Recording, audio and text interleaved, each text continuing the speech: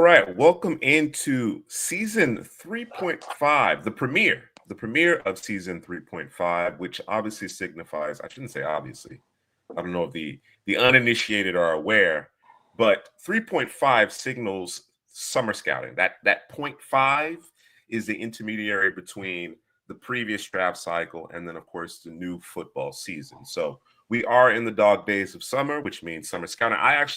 And I think collectively here at Couch Potato General Manager, we really enjoy summer scouting. It really allows us an opportunity to really delve into the film, get prepared for the upcoming season, and actually helps us get through those months where we don't have college football or NFL football. So really excited about this premiere. We got a jam-packed show, and I want to start it. Headley, Drew, with one last look at the 2025 class. All right. So about 11 months ago, we did our first mock draft for the 2025 draft cycle. And want to go through the exercise of comparing that mock draft to what actually transpired in the 2025 NFL draft. And how close were we? How many did we get right? How many did we get wrong as far as the first round is concerned? Because as you know, a lot can happen within a season. Within just one season, of course, you have the pre-draft process that changes things. We had some really shocking developments throughout the 2025 NFL draft. So it'll be an interesting exercise to review where we had things prior to the 2024 season and ultimately how things played out. So as I pull that up, Drew, Headley, my thought process as it relates to summer scouting typically is I'm trying to get myself acclimated to the next potential crop of draft prospects. So we don't necessarily know among those qualified underclassmen who's going to declare, but they are part of the calculus. So as I'm pulling this up, I want to talk a little bit about your strategy in terms of working through the various prospects. Do you prioritize seniors? How do you start your process?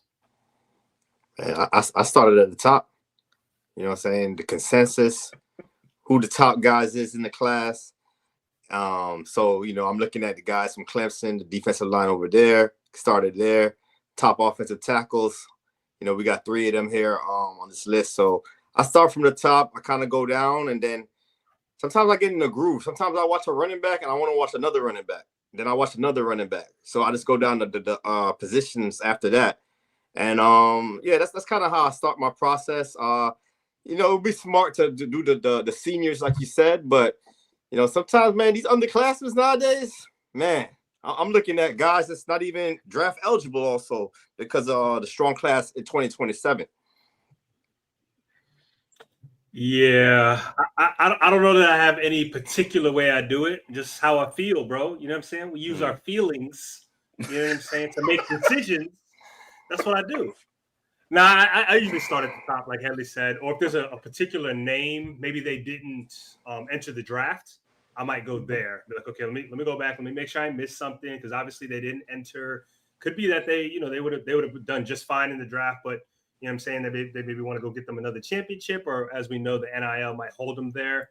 But usually it's usually a name or two that I know off the top that is an underclassman, so they weren't eligible. So I'll start with a couple of those guys and then kind of work my way down. Like Headley said, I might go 1 or 2 deep in the position, and then I'll move on because I don't want to get too deep into that position, looking at it too many times because it can kind of mess up what you're looking at a little bit. You know what I mean? So might go look at some NFL guys too to help me out. You know what I'm saying? Looking at college guys all the time, over and over and over, can kind of change your view a little bit. I think they're looking at some of the best that do it can kind of bring you back to center, if you will. That's a good point. That's a good point, and I think I may adopt that strategy a bit. I tend to obviously focus on the guys that I know I'm convinced are going pro, right? The seniors, but I think I do myself a little bit of a disservice. So I'm actually switching it up a little bit, right? As you guys mentioned, starting at the top. Don't wait on evaluating the rising juniors or the redshirt sophomores. You know, if they're already heavily touted, or obviously you have a sense based on what you saw the previous season, go ahead and start evaluating them. Evaluate them early, right? Because it's those players. It tends to be those players that go the earliest because they're the most ready. They're the most ready. You know what I'm saying? It's not always necessarily the seniors. So I'm gonna switch it up a little bit from that perspective. But with that said, let's jump into last year's draft, or rather our mock draft, our first mock draft of the 2024 cycle, and get a sense of how we did. All right. So I am going to spare the audience in terms of all of the discussion. Now, mind you, I'm sure it was a very entertaining and informative discussion. I am going to spare the audience that this time around. I will put the link to this original video in the description if you're interested in watching it. And I'm certainly thinking about making this a standalone video as well. So by all means, feel free to check that out. But what we're going to do is we're going to take a look. We're going to move ourselves over here since we are also here on the left side of the screen. Man, we everywhere. Over the place. Doubles. Over the place, right? I'm going to take it towards the end of our very first mock draft from the 2024 cycle, and just get a sense of all the picks that we made relative to what actually transpired, as I mentioned. So let me fast forward a bit here and get that final list populated. Here we go. Just about there. All right. So, as you can see, in fact, I'll put myself back, or ourselves back over here. As you can see, we had Kelvin Banks going first overall. Of course, the Panthers ultimately, they ended up selecting T-Mac, the receiver out of Arizona, a bit later. You can see that we have him 11th overall going to MrCPrasky Seahawks. What was the thought process? As you recall, what was your thought process here at the very top? They didn't go tackle. In fact, they drafted a receiver, and then they went fairly heavily on the defensive side of the ball, which made perfect sense. They were a historically bad defense a season ago. I'm just based on my recollection, we weren't necessarily certain about Icky. Right, we had some question marks there, but of course, Carolina invested a high draft pick in him, and he took a step. I know there's still more to be desired from their left tackle, but he certainly took a step. But going into this season, considering the struggles of Bryce Young, obviously he started the season off pretty rough as well. The thought process, at least as I recall it, was let's protect the young quarterback. Your thoughts? Yeah. So first off, did you tell them this was how long ago was this draft, man? It's about 10 months ago. About so 11 months before ago. The season started. Before the season started. We got to say that first, man. For anybody that's coming in now, this is not our last mock draft of the season. This is our first one. And way Kevin too early. Banks, Way too early. Way too early, right? So Kevin Banks going top of the board. I think he came in on all of our boards as the number one tackle going into the season.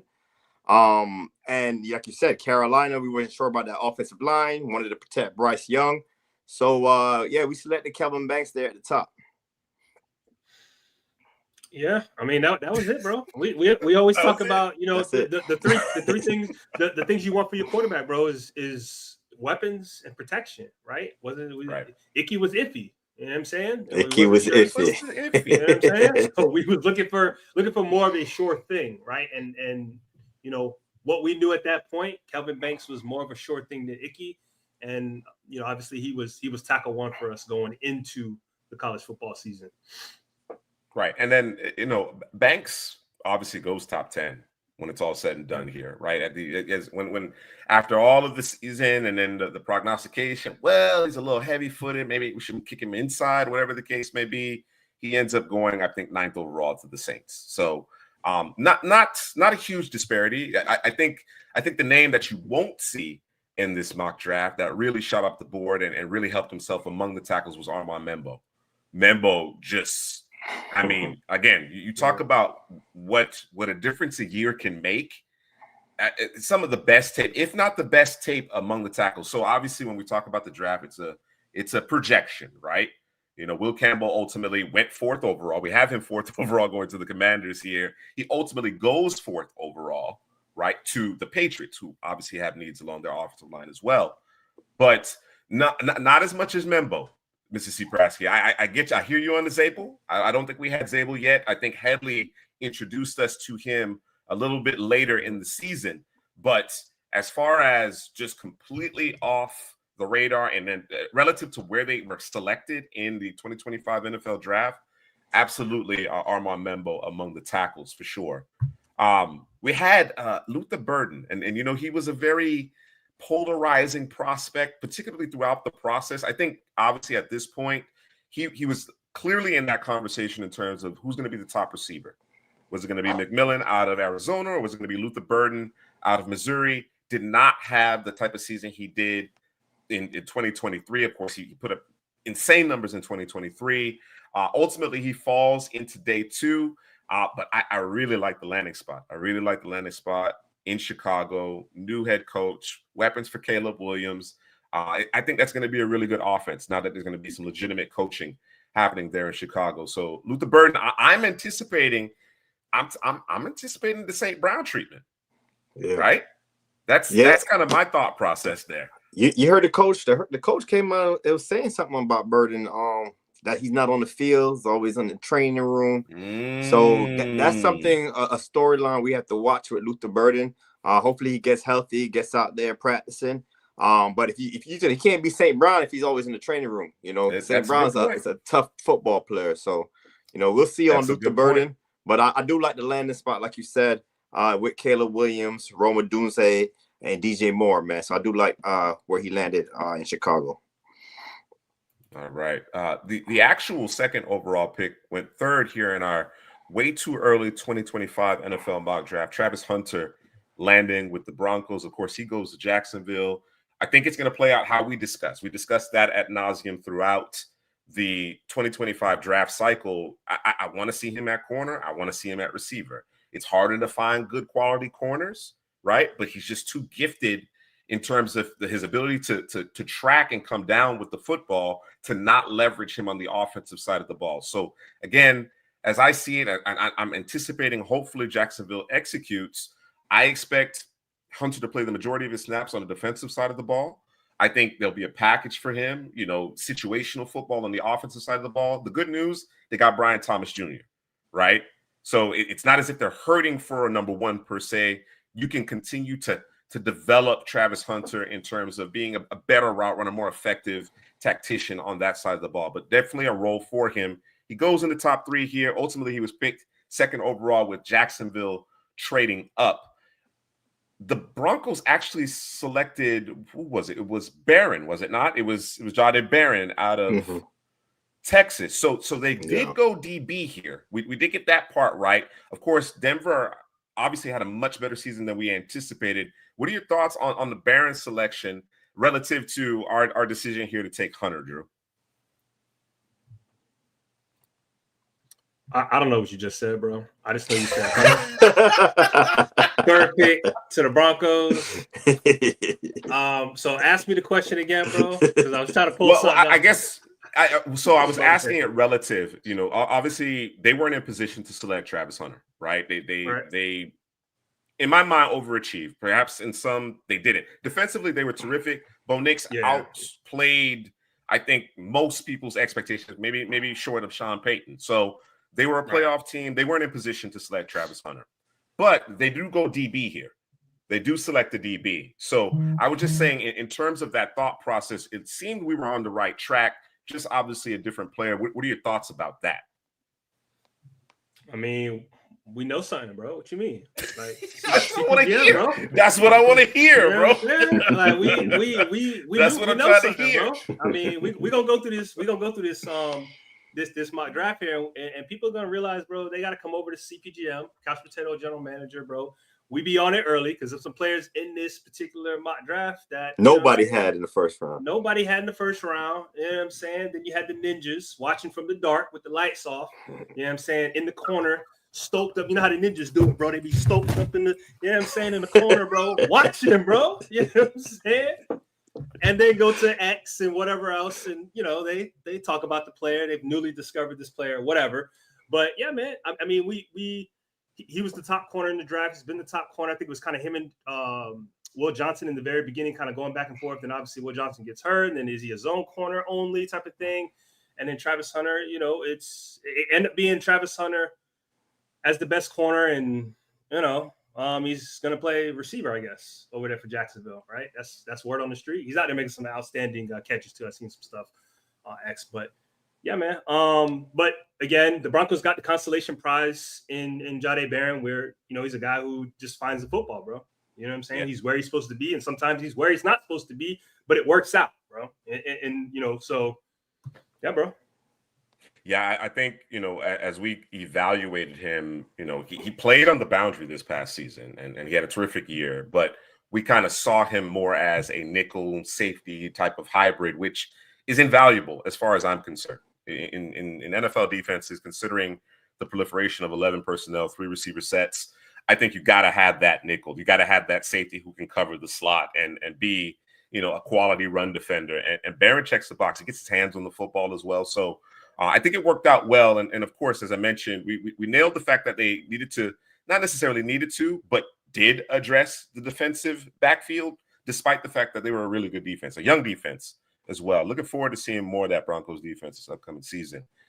We got the right player here in terms of Will Campbell, 4th overall. He ultimately goes 4th overall to the New England Patriots. The second tackle off the board in this particular mock draft about 11 months ago, but the first tackle in reality off the board to the Pats. The Commanders took Josh Connolly at the end of the first round. So again, obviously different expectations. Again, Drew, maybe Drew knew something. Or no, it was Headley. Somebody knew something about Jaden Daniels. What? It might have been both of y'all. Because I think Drew had Jaden Daniels as the dark horse for the Heisman, right? Yeah. And then in terms of your evaluation, Headley, you actually had him higher than Drew and I did. So I think you guys both knew something about Jaden Daniels. Of course, the Commanders make it to the NFC Championship, so they're not in position to take Will Campbell, but they get Josh Connolly later. So again, right position here. What are your thoughts about both those players, frankly? Will Campbell and Josh Connolly. Will Campbell, to me, before the season started, I had him and Kelvin Banks kind of neck and neck for offensive tackle 1. That's why we had Banks going with number 1 and then Will Campbell going number 4. I thought the tape was a little inconsistent with him this season. But overall, man, you see the traits. I know he got the short arms, that grew, in a couple of months. But right. You can see it, man. You can see the potential, how he moves his feet, how he gets out of there from his stance.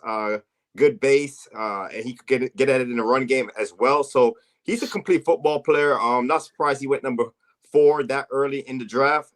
And then Josh Connolly. I didn't have him as high coming into the season. I saw some things on tape he needed to clean up as far as handling power, his base, losing balance sometimes. But going forward and the speed that Connolly has to get to the second level he's an athlete playing the tackle position. So if they could just mold him up, and I don't think he has to come in right away for the Commanders. They have a couple of tackles on that roster already. But year 2, year 3, I can see Connolly being type of like a Pro Bowl type player for that Commanders football team. Yeah, excellent movement ability. But your point is well taken, Headley. There's a question about functional strength. There's no question about that. Sure. So if he does get the benefit of a year of development, I think that can serve him well in the long run. The Commanders clearly felt like, we couldn't pass him up, even if he isn't necessarily in the starting lineup as early as 2025. They thought his talent was too good to pass up. So that speaks to the tackle selection. Now, here's where things get interesting, right? Our very first mock draft of the 2024 cycle, again, as I mentioned, about 10 or 11 months ago, right? We got Cam Ward in the first round, okay? And if you're familiar with our content or curious about our content, as the weeks progressed, Juice was like, listen, man, it's Cam, bro. It's Cam. Cam is the one. You know what I'm saying? And of course, Cam Ward goes first overall to the Titans. Carson Beck struggled. The Georgia Bulldogs offense struggled. He dealt with the injury. He actually does not enter the draft. I think that was a wise decision. I think by the time we got to the end of the season, we were thinking more day 3-ish in terms of the tape, right? Now, some of that was solely on his shoulders, and then some of it was, the offensive line underachieved. The receivers did not catch the football on a consistent basis. Life after Ladd McConkey, Brock Bowers was rough. It was rough. You know what I mean? So I think Carson Beck made the right decision. Of course, we have the Titans taking a quarterback. They ultimately take Cam Ward, right? So he makes the right decision. He transfers to Miami. We're going to talk about him a little bit more later. So I don't want to spend a lot of time there. Obviously, Carson Beck didn't enter the draft this year. Shedeur Sanders, bro. We talked about it ad nauseum throughout the actual draft when we were doing the live streams, and then post-draft, we continue to beat that corpse of a horse, right? So he doesn't go first round. He doesn't go second round. He doesn't go day 2. He ends up in the 5th round in a crowded Cleveland Browns quarterback room. I think we still maintain, at least from our perspective, you want to make the argument for Jackson Dart, who you won't find in the first round of this draft. I don't think. I'll have to double check. Maybe he did. Maybe he found his way in the 20s. But in our minds, we thought Shedeur, and I think we are still within that particular mind frame here, collective. I'm speaking for everyone, that Shedeur should have been selected in the first round of this draft. So as things played out, we got more and more information. Let's just talk about the football for a second. Did those quarterback needy teams make a mistake here on passing up Shedeur? I mean, time will tell, but in your minds, as things stand right now, what are your thoughts? Yeah, bro. He was quarterback too. What do you mean? Yeah. Big mistake, bro. That's 100%. Easy, bro. It's an easy question, man. Hey, we haven't done a show in about 6 weeks, so I'm throwing some softballs out there. You gotta smash them, man. Now, again, I'd be remiss not to point out that, of course, we nailed the quarterback for the Titans. We nailed it for the Giants as well. Not necessarily the player, but the position, right? So, yeah. I think different set of circumstances as it relates to perhaps the interview process, the pre-draft process. Shedeur could very well be a Giant. He very well could have been a Giant from that regard. So it's interesting. It's interesting to kind of see how it all played out over the course of the last year or so. I believe the Raiders did take a quarterback later in the draft, more of a developmental prospect. Of course, they traded for Geno Smith. They prioritized Ashton Jeanty. That's who they prioritized. In this particular draft. So real quick, definitely a departure there. Go ahead. Before you get to Ashton Jeanty and the Raiders, real quick, I just want to put this out there. So the word on the street obviously is that the Shedeur went into the Giants and it didn't go well. And if it went how we understand it to go, I don't blame them for not drafting him in that scenario. I don't, because you rub people the wrong way or you see something you don't relationships matter. Relationships it's matter, over, bro. Like at the end of the day. You know what I'm saying? Yep. Like, so but that's the only club that I'm gonna give a pass to. Everybody else, I hope he lights y'all up, bro. Okay? Hope he light everybody up. Except for the Bucks. Gotta chill with the Bucks. Lead the Bucks out of it. Yeah, lead the Bucks out of it. We ain't got nothing to do with that, bro. Okay. I mentioned Ashton Jeanty to the Raiders. I do believe we will see him. I do believe we will see him at some point. I know we were probably on that train of, running backs too early. Ashton Jeanty, obviously, well deserved. Ends up being a top 7 pick, top 8 pick. Will Johnson and Benjamin Morrison are the next 2 selections. So Will Johnson actually ends up with the Cardinals. Right. Nice. Interestingly enough, he actually ends up in Arizona. We all kind of had that thought process that they needed that bigger boundary corner to match up. They have a number of good quality young corners who can play inside or whatever the case may be, but looking for a bit more size on the boundary. The injury ultimately drops him out of the first round. He goes day 2 in the second round to the Cardinals, but we got that one matched up right. The Vikings, another team that we thought was pretty defensive back needy because of the defense that Brian Flores deploys, right? He wants to be aggressive. He wants to play press man coverage. Benjamin Morrison, again, right? You look at the film. I don't even know. I don't even think it's a debate. I don't even think it's a debate. Best man coverage skills in the class. He deals with the labrum injury, which obviously drives down his stock. And I think it's fool's gold for the Bucks. Fool's gold for the Bucks. If I'm not mistaken, it wasn't Derek Harmon. Who did? It was Donovan Jackson. Donovan Jackson actually was the Vikings draft selection in the first round. And I think it was a good pick. I think it was a quality pick, really solidifying the interior of that offensive line. Jackson actually, acquitted himself fairly well at offensive tackle once Josh Simmons went down to injury. And then Headley, remind me, for Arizona, it was a boy from Ole Miss, right? Arizona, Walter Nolan. First round. Walter Nolan. Walter Nolan. They worked front to back. They worked front to back. I do believe they added another defensive back. Well, yeah, I just mentioned that, Will Johnson. But they started the draft with Walter Nolan in the teens. So we nailed the Will Johnson selection. Certainly, at least in our minds, I don't remember off the top of my head everyone, because the Vikings only had a handful of selections, but they prioritized the offensive line, which is understandable, particularly with a guy like Benjamin Morrison dealing with that labrum injury. Abdul Carter rounds out the top 10.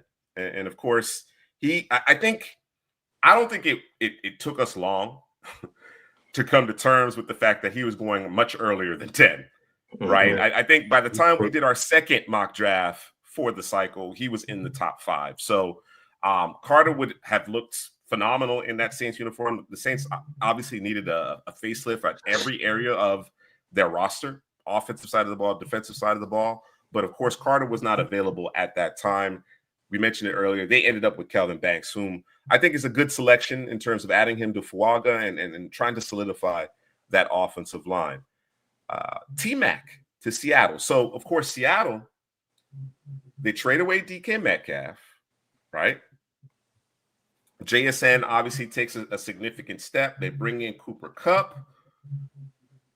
What are the Seahawks doing at receiver? Am I missing something? I'm missing someone. Am I not? Who's that third guy? Or was it Elijah Arroyo? Man. Is it Elijah Arroyo? Must be Elijah Arroyo.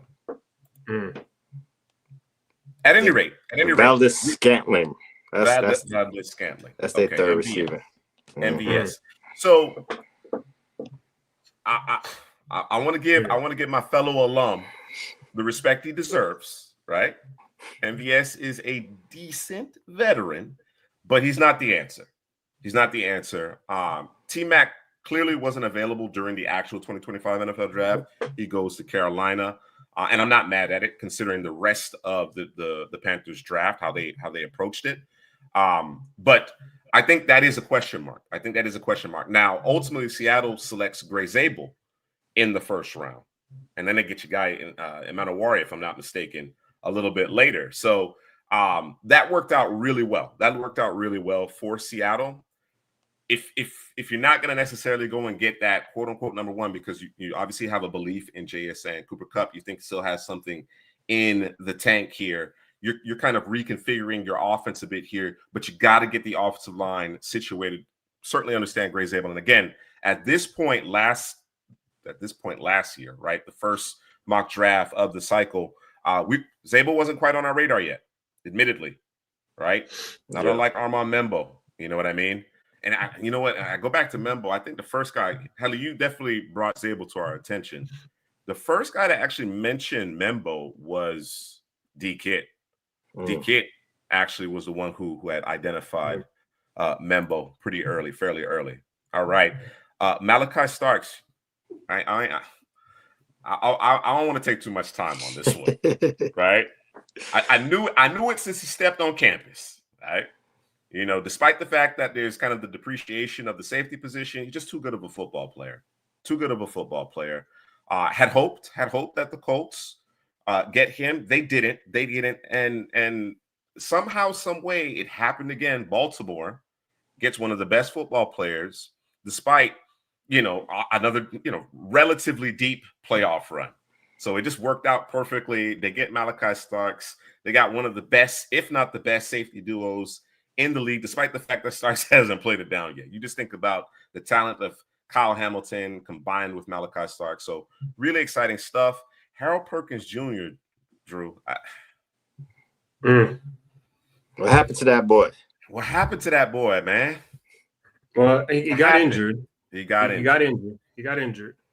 And you know, we wanted him to be I think the debate was we wanted to see him more as a pass rusher, but we weren't sure if he could actually be that guy.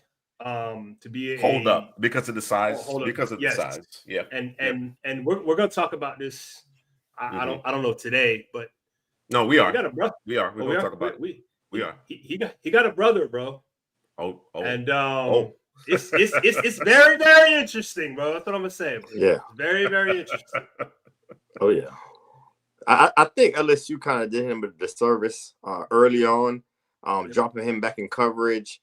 I understand. Okay, he might not hold up at edge, you know, down in and down out in the run game, but that's when you kind of put him as an off-ball linebacker, line him up in the A/B gap, still have him attacking, still have him coming after the quarterback, like a lot of these teams are doing now with their most athletic defender. But for some reason, they wanted him 5-10 yards down the field in coverage, and it didn't really work out for their favor at LSU. So hopefully he comes back this year. They utilize him correctly off the injury, and him and his brother ball out and be early picks in next year's draft. Yeah, it was really unfortunate, right? You know, as you can see in our way too early mock draft for 2025, Perkins was the first off-ball linebacker because we're considering Abdul Carter in this instance to be an edge, right? Abdul Carter has kind of that similar skill set where they can thrive off ball. They're talented enough, have the requisite instincts and athleticism to play off ball in space, but also accomplished pass rushers in their own right. Now, Carter's frame obviously suggests that he can play edge with more consistency. Although I don't know if you want to eliminate his superpowers. I think it's a matter of coaching. I think it's a matter of how you deploy these guys, right, to get the most out of them, particularly in the case of Perkins, who's more of a tweener, right? He's on the lighter side. His frame is that of truly of an off-ball linebacker. So yes, you don't want to necessarily line him up at edge because, you know, good football teams are just going to run right at him. And it isn't to say that he's not a good run defender, but to try to hold up against 330-pound tackles and pulling guards over and over and over again is probably not the best way to deploy him. But I'm looking forward. I'm looking forward to him being healthy, right? He was a sensational player, regardless of what they asked for him while healthy, even though, as you mentioned, Drew, they did him a bit of a disservice, right? And he kind of got lost in the shuffle. The injury really obviously made the right decision. Go back to school and get yourself right.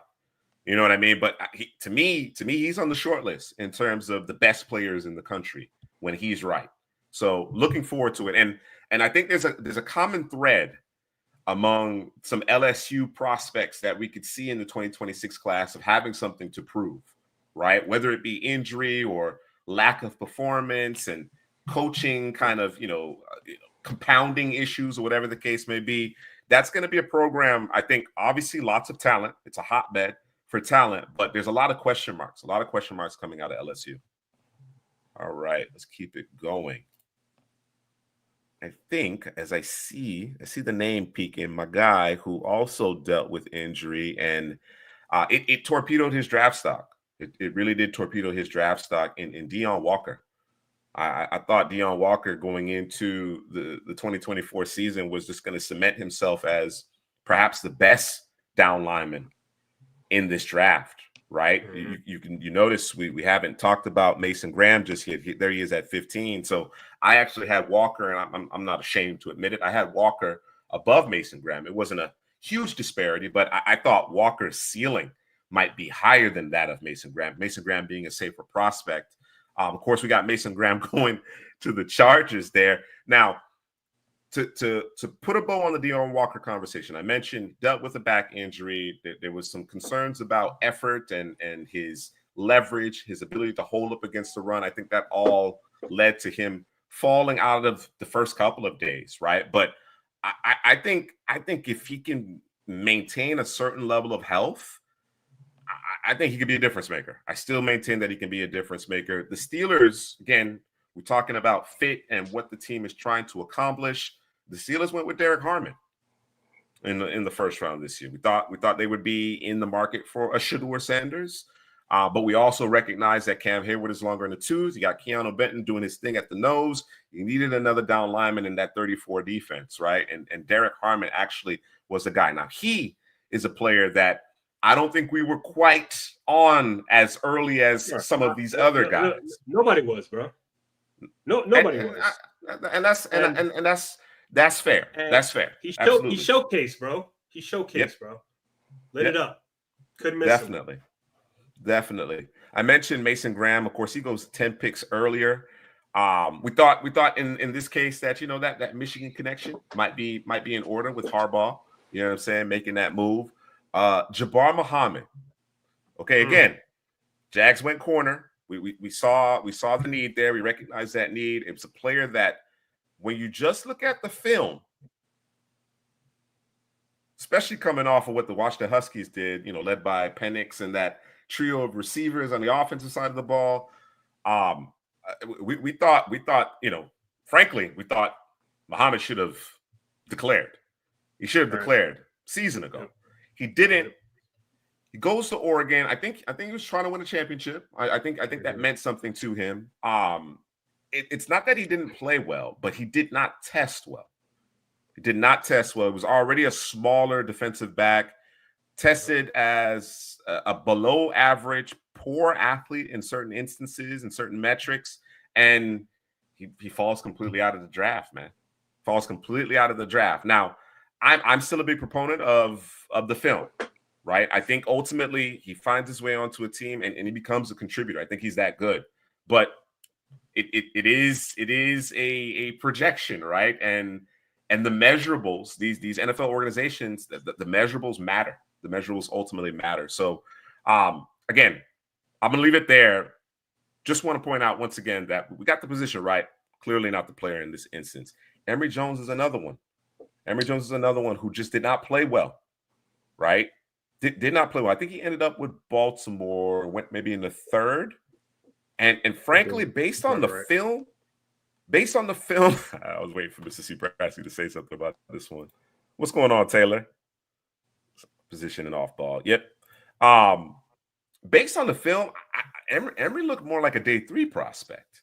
Right now, of course, thrust into action early as a true freshman, held up very well first couple of seasons, but this past year it just kind of fell apart. It just didn't look good, right? MrCPrasky obviously, destroyed his stance, and we actually asked him about that. If I recall, Drew, when in Mobile, we kind of asked him about it, and he wasn't belligerent or anything, but he was a little defensive. He was a little defensive about the question, right? You know what I'm saying? In terms of his stance, what have you. I think the Ravens see something in him. I think they want to be a little bit more athletic. He certainly can add that, but he needs some polishing and clearly didn't play to the level of a first rounder. Next up is a pair of players that did not go in the first round. Isaiah Thomas actually ends up with the Jets, who we have here at 19. And Isaiah Bond, the film certainly didn't warrant a first-round selection. And in fact, I think Isaiah Bond would be a good candidate for our next segment in terms of players having something to prove entering this season for the 2026 draft cycle. The off-the-field stuff then became part of the conversation with respect to Isaiah Bond. So I thought he was in a fairly decent situation in terms of Sark and Texas. The quarterback play wasn't great, but Matthew Golden gets the job done. Right? He does his thing. You know what I'm saying? So, it's one of those things where I think Bond, despite the transfer and what he thought might come to fruition for him, it didn't materialize. And then, of course, he's got to take some culpability in that as well. James Pierce to the Bears. We've been looking for that edge opposite Montez Sweat, right? We've been really trying to get that in place. He is a first-round pick, goes to Atlanta, as does another player we're going to talk about in just a second. But we had Michael going to the Falcons here, right? Headley, again, trying to get that pass rush. And that was the question. That was the question with respect to Michael was, has he demonstrated enough, right? And in your mind, Headley, what do you think? Has Michael demonstrated enough to warrant the 11th overall pick, I believe? He went to the Niners. The Niners really wanted to double down on their defensive line. So what do you think about Michael's prospects at the NFL level? Yeah, but the first question, has he done enough to warrant that top was it top 10 pick or number 11 pick? Top 10 or 11. Yeah, 11 to the 49ers. No, the answer is no, man. The tape is, he did get hurt last year, so people give him a pass on that, but we still haven't seen the explosiveness, the consistency to get after the quarterback. I like what he does in the run game. I think that was part of the reason the 49ers got him. He's a big physical guy up front that can help you in the run game. But as far as getting after the quarterback, getting those sacks, I don't think he's a top 11 pick. But like I said, for the second question, the prospects going forward, he's going to be physical. He's going to help in the run game. And hopefully they can develop him with Nick Bosa to get after the passer as well. I think he's still a first-round talent, but just not number 11. I thought it was a little too high. I hear you. I hear you on that tip, and I tend to agree with you. I'm going to back up a little bit here to the James Pierce selection, Drew, and get your thoughts on him. Now, the Falcons, they double dipped. They actually took Jalen Walker prior to James Pierce, but with James Pierce, and I think James Pierce kind of went in the area that we anticipated, right? A lot of people at this point of last year, the draft cycle, had James Pierce perhaps the top prospect in the class. Yeah, it was Pierce and Michael Williams. They were like top Pierce and Michael Williams players in this class, and we had him in the 20s. And we had him in the 20s. We weren't quite as high on them. Now, Pierce, I think he certainly took a step forward in terms of his run defense, his functional strength, and he had the counting numbers from a sacks and hurries perspective. But it just seemed like the snap-to-snap, game-to-game consistency wasn't there. I think he got off to a bit of a slow start. I'm just wanting more from him. He's got the tools, the length, the burst, the get off, the quickness. You know what I'm saying? The ability to bend. I think he certainly has the tools. I'm just wanting to see him put it together. Again, it's a projection-based business here, so it certainly makes sense why he went in the first round. But I think we were fairly well aligned with the NFL as it relates to where in the first round he should be going. I didn't think any earlier than the 20s was really appropriate for James Pierce. So that kind of worked itself out as well. The Dolphins at 22, we had them taking Tyleik Williams. They go Kenneth Grant. So clearly you see the thought process there. Tyleik Williams actually went very early in the second round. I think was he the first pick of the second round? No. Tyleik went first round, didn't he? Tyleik ended up in the first round? Yeah. Let me see. I believe so. He went to the Lions. Yeah. Man, I'm not even giving us enough credit, bro. I'm not even giving us enough credit. I'm not doing it. I'm not doing CPGM, it. CPGM hating CPGM, bro. I understand. It's okay. Hating on CPGM, bro. Right? So there you have it, right? They ultimately went with Kenneth Grant. They like the upside there. I think we collectively felt like Tyleik was the better player. I think Tyleik has demonstrated that he's the better player. Perhaps not the same type of lofty upside that you might see with a Kenneth Grant, but more consistency from him. He got a little lost in all that talent they had on Ohio State. He's doing a lot of the dirty work up front, but really good player. Again, aligned with the position, just not necessarily the team there. At 23, I don't even want to talk about this one, bro. I don't even want to talk about it. So I got a question, bro, because I saw that name, bro, and I'm looking at the list, and I'm like, what's the worst pick we made so far? I got two. Right? Emory Jones, and then this guy here. I didn't even acknowledge the Emory Jones one, bro. The Porter one is bad, bro. It's bad. It's real bad, bro. It's real bad. I think it's a byproduct of a couple of things, right? I think on the one hand, I don't know that we at this point had done enough work on the corners. I'm gonna call a spade, right? I don't think we did enough work. Right, that sounds like a cop out, but I really do think that's the reality, and it's not a cop out because we got to do better, right? But so Miami's defense was terrible. We've discussed this, right? It was awful. It was painful to watch at times.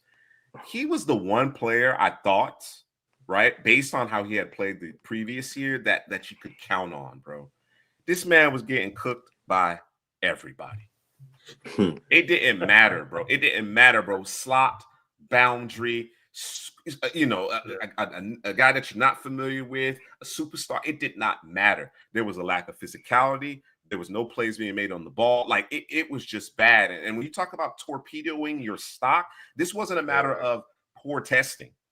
This wasn't a matter of the pre-draft process. I'm not doing well in the interviews, whatever the case may be. This was just bad film.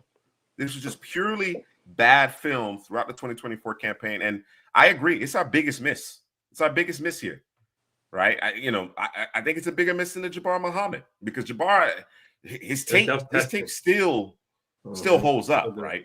To me, in my mind, his tape still holds up. So yeah, I agree with you, Drew. This one was egregious. Bro, if Muhammad was average, bro, where would he have gone? You know what I'm saying, in terms of the testing. But Porter, it's almost like he thought he arrived at something, bro. I'm here, bro. I already made it. You know what I'm saying? I'm just trying to make it through the season, bro. But I mean, and here's the crazy part, bro. Anytime you're on a bad defense, bro, just do it. Just do enough, bro, and you're a star, bro. You know what I'm saying? And he was one of the worst on the team. That's crazy, bro. Yeah. That's the thing about it, right? Coming off the 2023 campaign, you're thinking, okay, maybe the first round's a bit too ambitious, but day two, he could certainly make a case for the second round, third round turn, right? But it just got from bad to worse. It got bad, and you're expecting your seniors, you're expecting your veterans, right, to galvanize, to rally the troops, to raise their level of play, to lead by example, and it just never happened, bro. It never happened. He was a liability, like most of the Canes defenders, and this is coming from a Canes fan. It was bad. He played himself not just out of the first round, but out of being drafted effectively. Yeah, this whole time we were talking about Porter, I'm thinking it's the corner from Iowa State. No, not that Porter. Yeah, I know. That one. So yeah, this is the worst pick by far, man.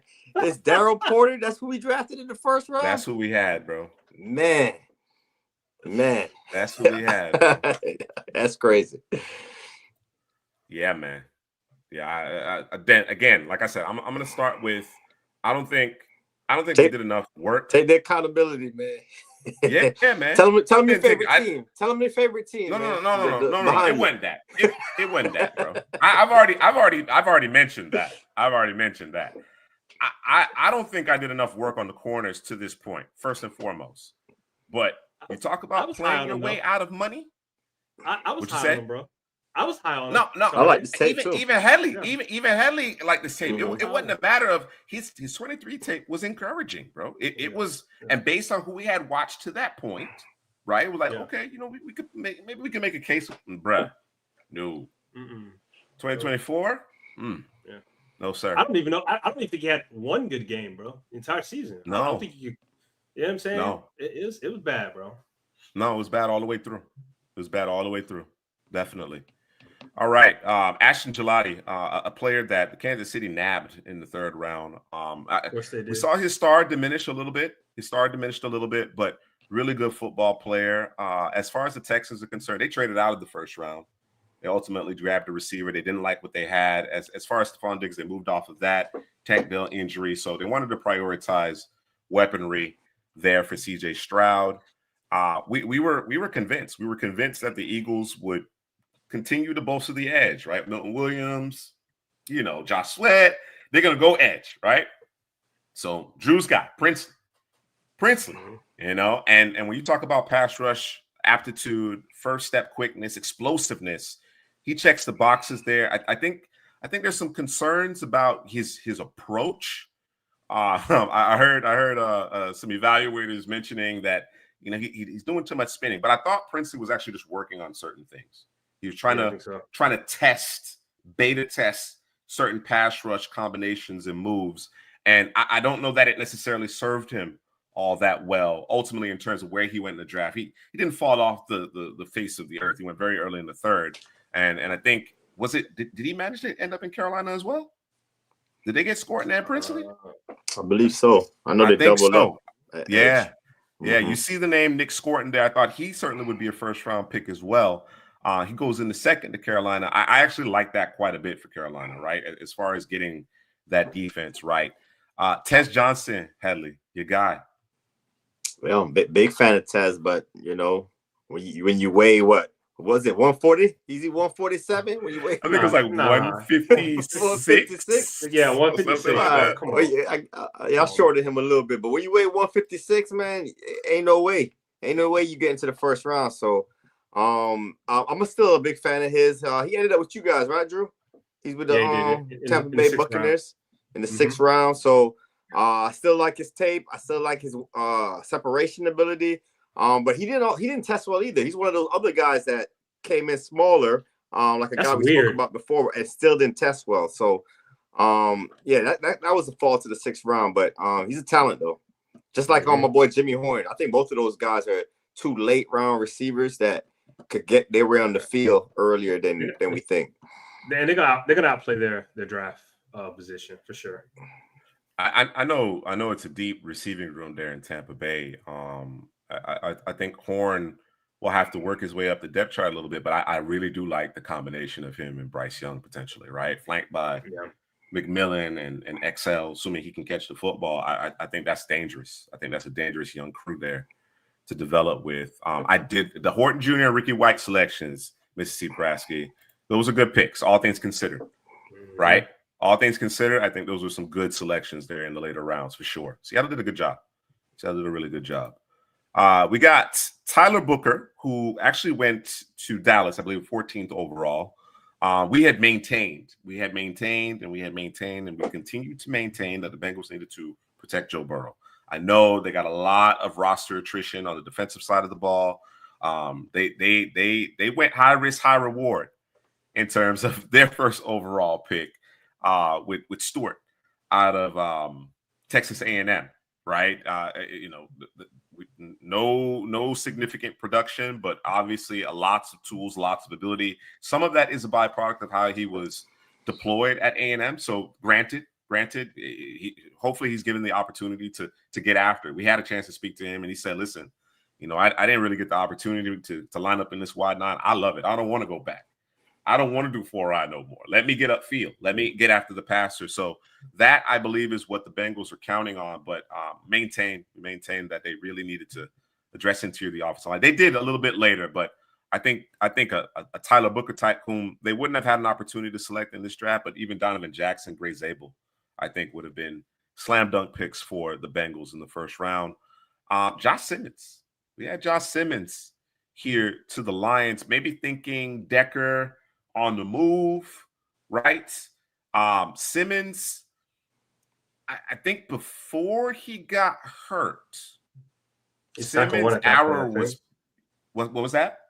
I think he was tackle 1 before he got hurt. Yeah. That's where I was getting. That's where I was going with it. Yeah. I think his arrow was pointed directly up for you guys, right? Arguably the top tackle in the class, and I think all things played out the way we, had he been healthy, we could definitely be having that conversation in terms of him or Will Campbell being the first tackle off the board. He ultimately lands with the Chiefs.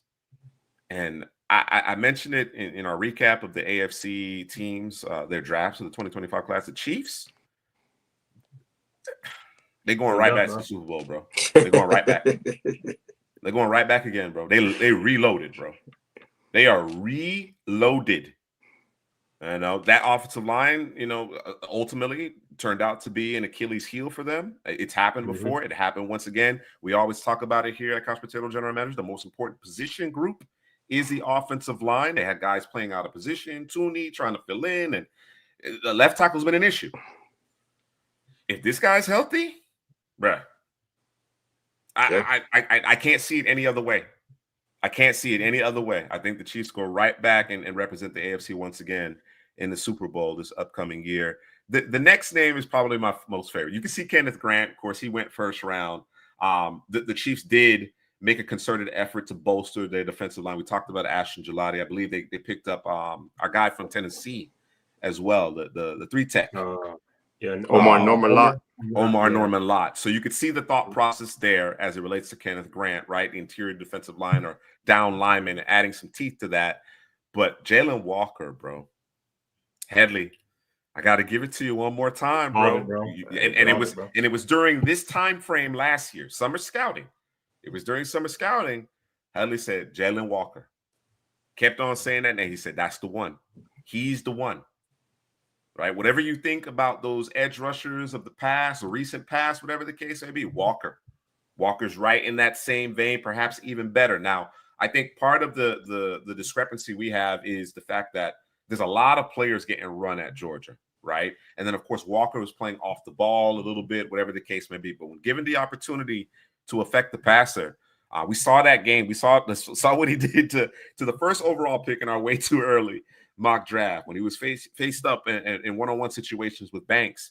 I think this was our best get. I think we were the earliest on Jalen Walker. Of course, we didn't have him quite as high at this point. Now, fast forward 2 months later, he was in the top 15, right? And of course, he goes 15th overall, if I'm not mistaken, Headley, to your Falcons, right? Worked out perfectly for you there. But I maintain we were the earliest on Jalen Walker here at Couch Potato General Manager.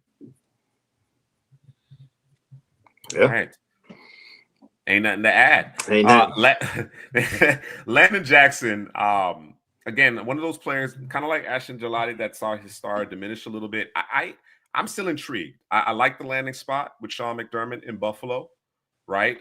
But as we look at it through the prism of the San Francisco 49ers, who clearly dealt with a lot of injuries, they weren't a good football team this past season, right? We had them perhaps back into the Super Bowl. They didn't make it, nowhere close to that. But you mentioned it earlier, Headley, they took Mykel Williams. They took an edge. We haven't taken an edge here. So I think when you think of it in its totality, that there were a handful of misses, a couple egregious ones, right? But for the most part, it may not necessarily be the corresponding player, but generally speaking, it was the position. It was the need that we were able to identify and associate with the players that were selected in the first round. So this was a good exercise. I enjoyed this. And I'm really interested. Stick around because we're going to do our very first mock draft for the 2026 cycle at the end of this show, right?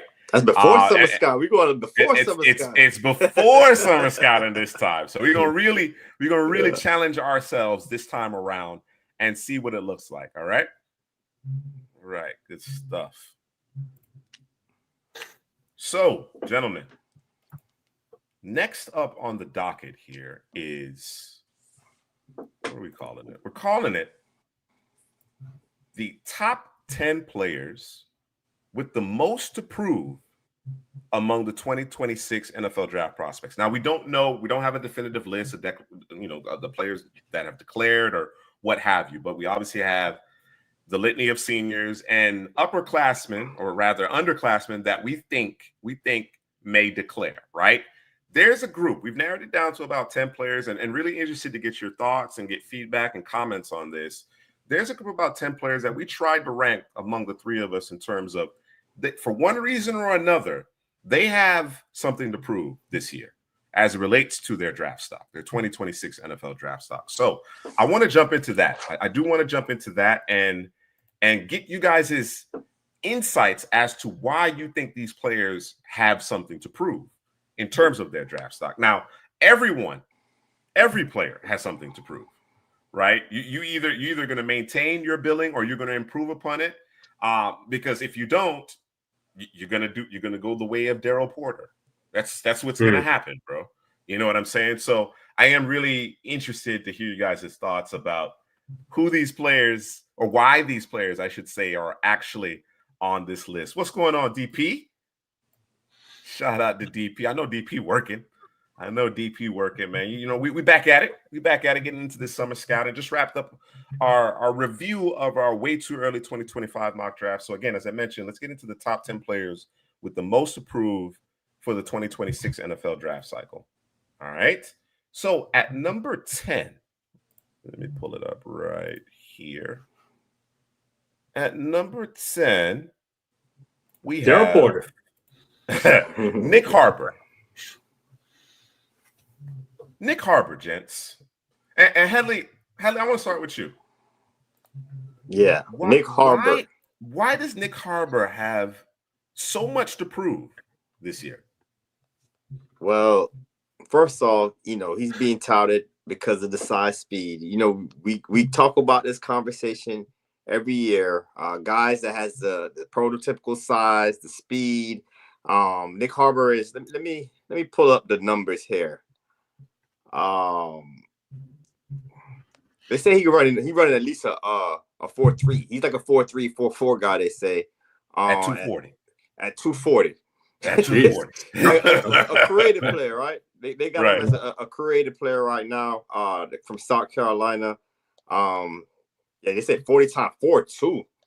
I don't know about this. He's a track star now. He's a track 6'5", 240, running a 4.2. So you know Calvin Johnson, bro. That's Calvin Johnson territory, ain't it? Yeah, hey, exactly. So that's why he has a lot to prove coming here to South Carolina, man, because he does have the size, he does have the speed, but then you throw on the tape and he don't look right out there, man. He's not a natural wide receiver at this point, in my opinion. He looks more like his movements is more like a tight end movements, one of those athletic tight end movements. So route running, I think route running is a big thing for him. Also, he's not super fluid coming out of his breaks. A little uncomfortable on the football field. And then not natural hands either. He doesn't really have natural hands as well. Kind of fights the ball, more of a body catcher. But I'm going to say it again. 6'5", 240, running the 4.2, man. So, he's going to be a guy that's touted. He's going to be relied upon more in South Carolina. And everyone's going to be looking at him as a draft riser. But he has to prove it. He has to prove it to me on the football field before I put him up there. He won't be in my way too early round one mock draft, but he could end up there, man, because the talent, the potential, and the size and the speed. All right, so I didn't look at him, so I just got a couple things to say though.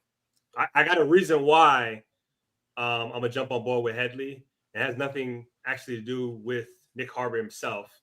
But before I get there real quick, so I said Megatron. That was before Headley just poo-pooed all over it. You know what I'm saying? Did it number 2, right? I'm looking, I had to pull up a page of the Decepticons, right? And the first one that actually came to my mind was Starscream, but I'm like 6'5", 244, 2? I can't give him no Starscream, but Starscream was getting worked in the Transformer movies, right? But then don't disrespect Starscream like that. That's bro. That's the lieutenant. Nah, bro. That's the lieutenant right there, man. As soon as the colonel showed up, it was over, though. Or the general showed up, it was over. Treating them like trash, bro.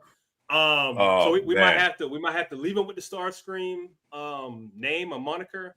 But I was thinking Barricade, but we'll come back to that. But anyways, okay. I digress a little bit, but the reason I'm going to say that he has to come through is because of their quarterback. Lenoris. Yeah, Lenoris Sellers. The man with the goggles, with the glasses. He's got to come through for him, bro. Like they need it. I was watching, not necessarily South Carolina offense. I was actually watching whoever they're playing for defense. I forget who I was watching. I watched a couple of their games, bro, and it was boys wasn't protecting. The boys wasn't catching the football, bro. So, and I need Nick Harbor to be that guy, bro. I need him to be Megatron number 2, bro. I need him to be Barricade. I need him to be that guy, bro, because South Carolina gonna need it. And based on what Headley's telling me, I don't like it, bro. Hey, man, that's what putting in work is all about. He might be working this whole off season and look like a completely different football player once the season starts. Hopefully for him, and he'll definitely be a first-round pick. But as far as what I saw from the tape last season, he's a little raw, has a lot more work to do. I'm actually more of a fan of the other receiver, Jared Brown, the wide receiver. He's a smaller wide receiver, but route running, getting open, being a natural wide receiver. He might be that go-to guy for Lenoir Sellers until Nick Harbor can show that he can, run some nice routes. So I'm gonna leave it there. Mr. C said Soundwave, bro. I like that one, Mr. C. That's a good one. Yeah. We'll definitely keep an eye on Nick Harbor. Obviously, heavily touted, freak athlete. I don't even know if freak athlete does that size speed combination justice. You mentioned Megatron, Calvin Johnson. Well, Calvin Johnson's tape was phenomenal, bro. Right? I think the way he ran at the combine in somebody else's cleats was a surprise. We know Harbor is, this massive speedster, right? We know that about him. Megatron was a little bit more of a surprise to the the viewing public, but you watch him play in a triple option offense and dominate outside the boundary. It was like, okay, this is a no-brainer. So I think you talk about the size speed aspect of it, kind of different paths towards that, but clearly, and I know you're not arguing this point, Drew, but just to kind of finish the conversation on Nick Harbor, Megatron clearly was a more polished receiver. There's no question about that. All right. Number 9 among the players potentially in the 2026 NFL draft class that have the most to prove this upcoming season is Arch Manning for Texas. Now, we have been very vocal. I certainly have, as it relates to I want to be nice about this. I'm trying to be diplomatic about this.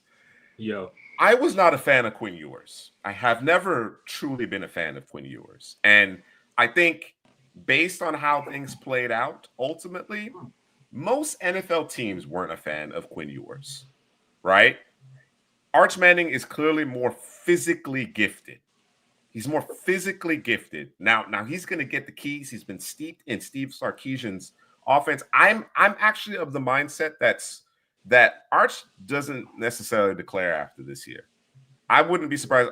Short of a championship, I imagine Arch is going to just kind of enjoy himself, make his NIL bread. You know what I'm saying? Enjoy college football. He comes from a wealthy family. Like, I just don't see him necessarily making that leap unless he accomplishes Heisman, national champ. You know what I'm saying? Like he dots all the I's and crosses all the T's. So I do want to put that caveat out there. But as far as relative expectation and hype compared to what we have seen thus far, he does have something to prove. He's lower on the list, but he does have something to prove here. What are your thoughts about Arch, Drew? What are your expectations for Arch this year? I mean, he's at Texas, bro. It's first of all, it's playoffs or bust. You got to get us to the playoffs. You got to take us to you got to get us on the road to the promised land. And for me, as far as I'm concerned, they're gonna have to make it to the promised land. Not necessarily have to win it. I don't know, but expectations are that. You know what? No, you got to win it, bro. It's gotta, you got to win it, right? You got to win it, bro. No, we gonna go all the way. You got to win it. There's almost really not a lot of tape on him. You know what I'm saying? He's coming in kind of sparse situations. I think if I'm not mistaken, he may have played one game this year or started one game this year, and I think it was wasn't a great injury. School. It was an injury, right? Yeah, Quinn Ewers. Yeah, to Quinn Ewers. Yeah, so and it wasn't a great school that they were playing. Like he lit it up. You know what I'm saying? He gives you the best of both worlds in terms of being able to drop back and give you that traditional style play, and then he can also do the new school way of playing the quarterback position, which is being able to scramble and keep plays alive, and he's like Drew said, he's athletic and he has all the tools that you want from the position. We just got to see it take place on a consistent basis, and you have the stamp of you are the starter, you are the guy. You know what I'm saying? And that can weigh a little bit differently on you. I don't expect that to affect him because of he's a Manning, right? And like you said, there's a possibility he might stay, but it also may come down to, what team is picking me. You know what I'm saying? Like I might end up with, a team. The Mannings are known for that. The Mannings are known for that. Yeah. We'll just run it again, bro.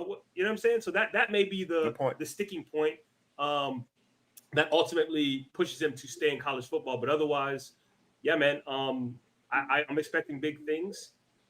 Because he has all the talent, as far as I'm concerned, to play the position, and he's in a quarterback-friendly offense, as we know. Very much so. Very much so. I think, I try not to pile on.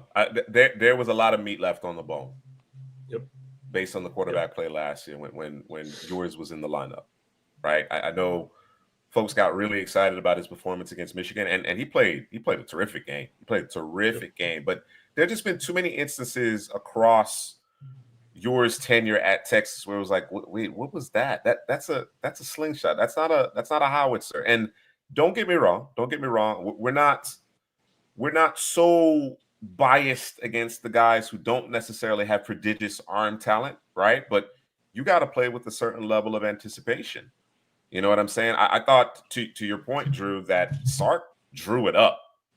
He designed it. It is incredibly quarterback friendly system, and it just seemingly he just didn't get the job done. Even outside of winning a championship, whatever the case may be, I just did not have a certain level of confidence in the quarterback play when Ewers was under center.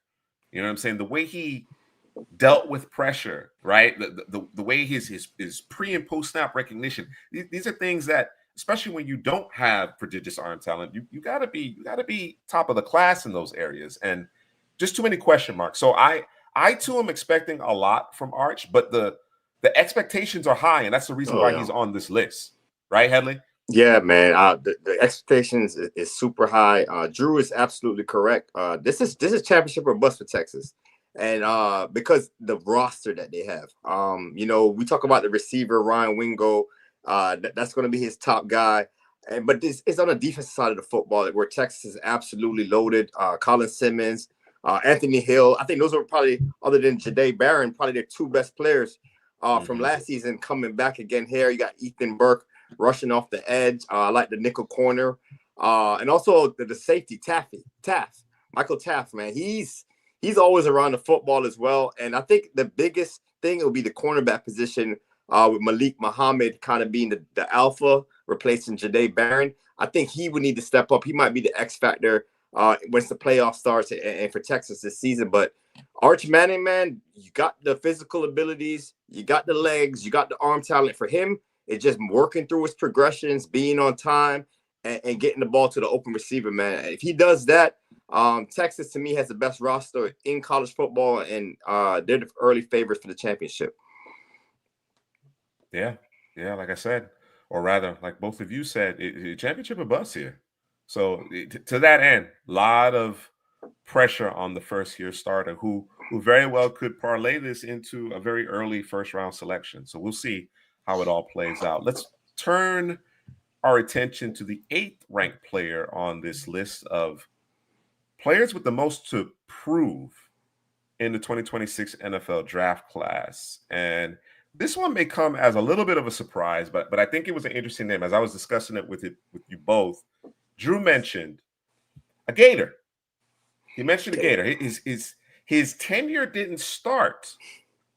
His career didn't start in Gainesville, but he is now in Gainesville, and quiet as it's kept, he's been playing some good football. Once he got acclimated, once he got steeped and started to learn the system and was understanding what he needed, his athletic gift started to take over. So Cormani McClain a couple seasons ago was, one of, if not the top prospect in all of college football, right? Or rather, high school football, right? He committed to Miami, and then Prime came a-calling. Okay? All right? The glitz and the glamour. And then, of course, the opportunity to be coached by Deion Sanders. A cornerback being coached by Deion, I get it. It just, it's a unique opportunity, right? So he goes to Colorado, but it didn't work out, right? I don't have all of the details. There was questions in terms of work ethic. Young man, far from home. He comes back. He's kind of from the Central Florida area. That's where he played his high school football. He's closer to home now, seemingly getting to work here.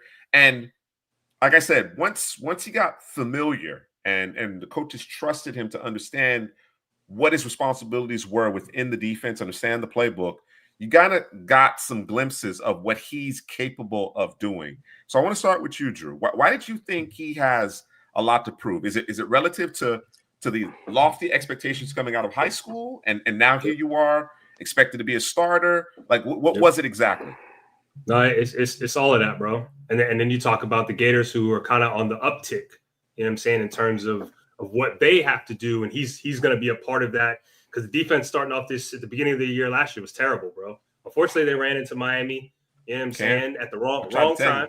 Cam. Nah, bro, come on, bro. No, Cam, bro, I tried to tell you, you bro. know what You didn't believe me. You didn't believe me. Nah. You didn't believe I didn't me, believe you. No, I can't believe believe, bro. What you mean? Bro, nah. Check the tape. No. I didn't believe in Miami. I didn't believe in Miami. Now, Cam was a different animal, right? So let's be clear, right? But and I was thinking about this as I was prepping and everything. I thought about Yeah. the Gators would have caught.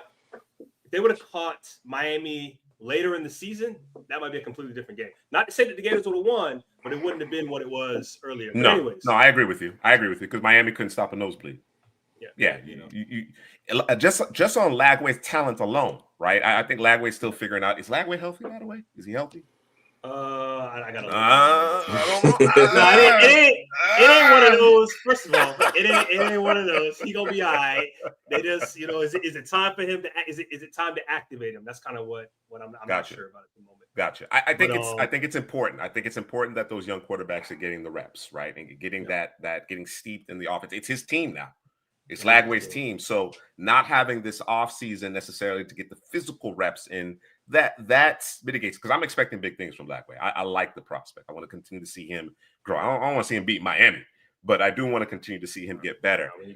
As it relates to Cormani, I'm going to echo your sentiment here, right? And I just think cornerback is such a interesting position, right? You guys are corners in your own right. It's such an interesting position, particularly in this modern era of football, pass first type of offenses.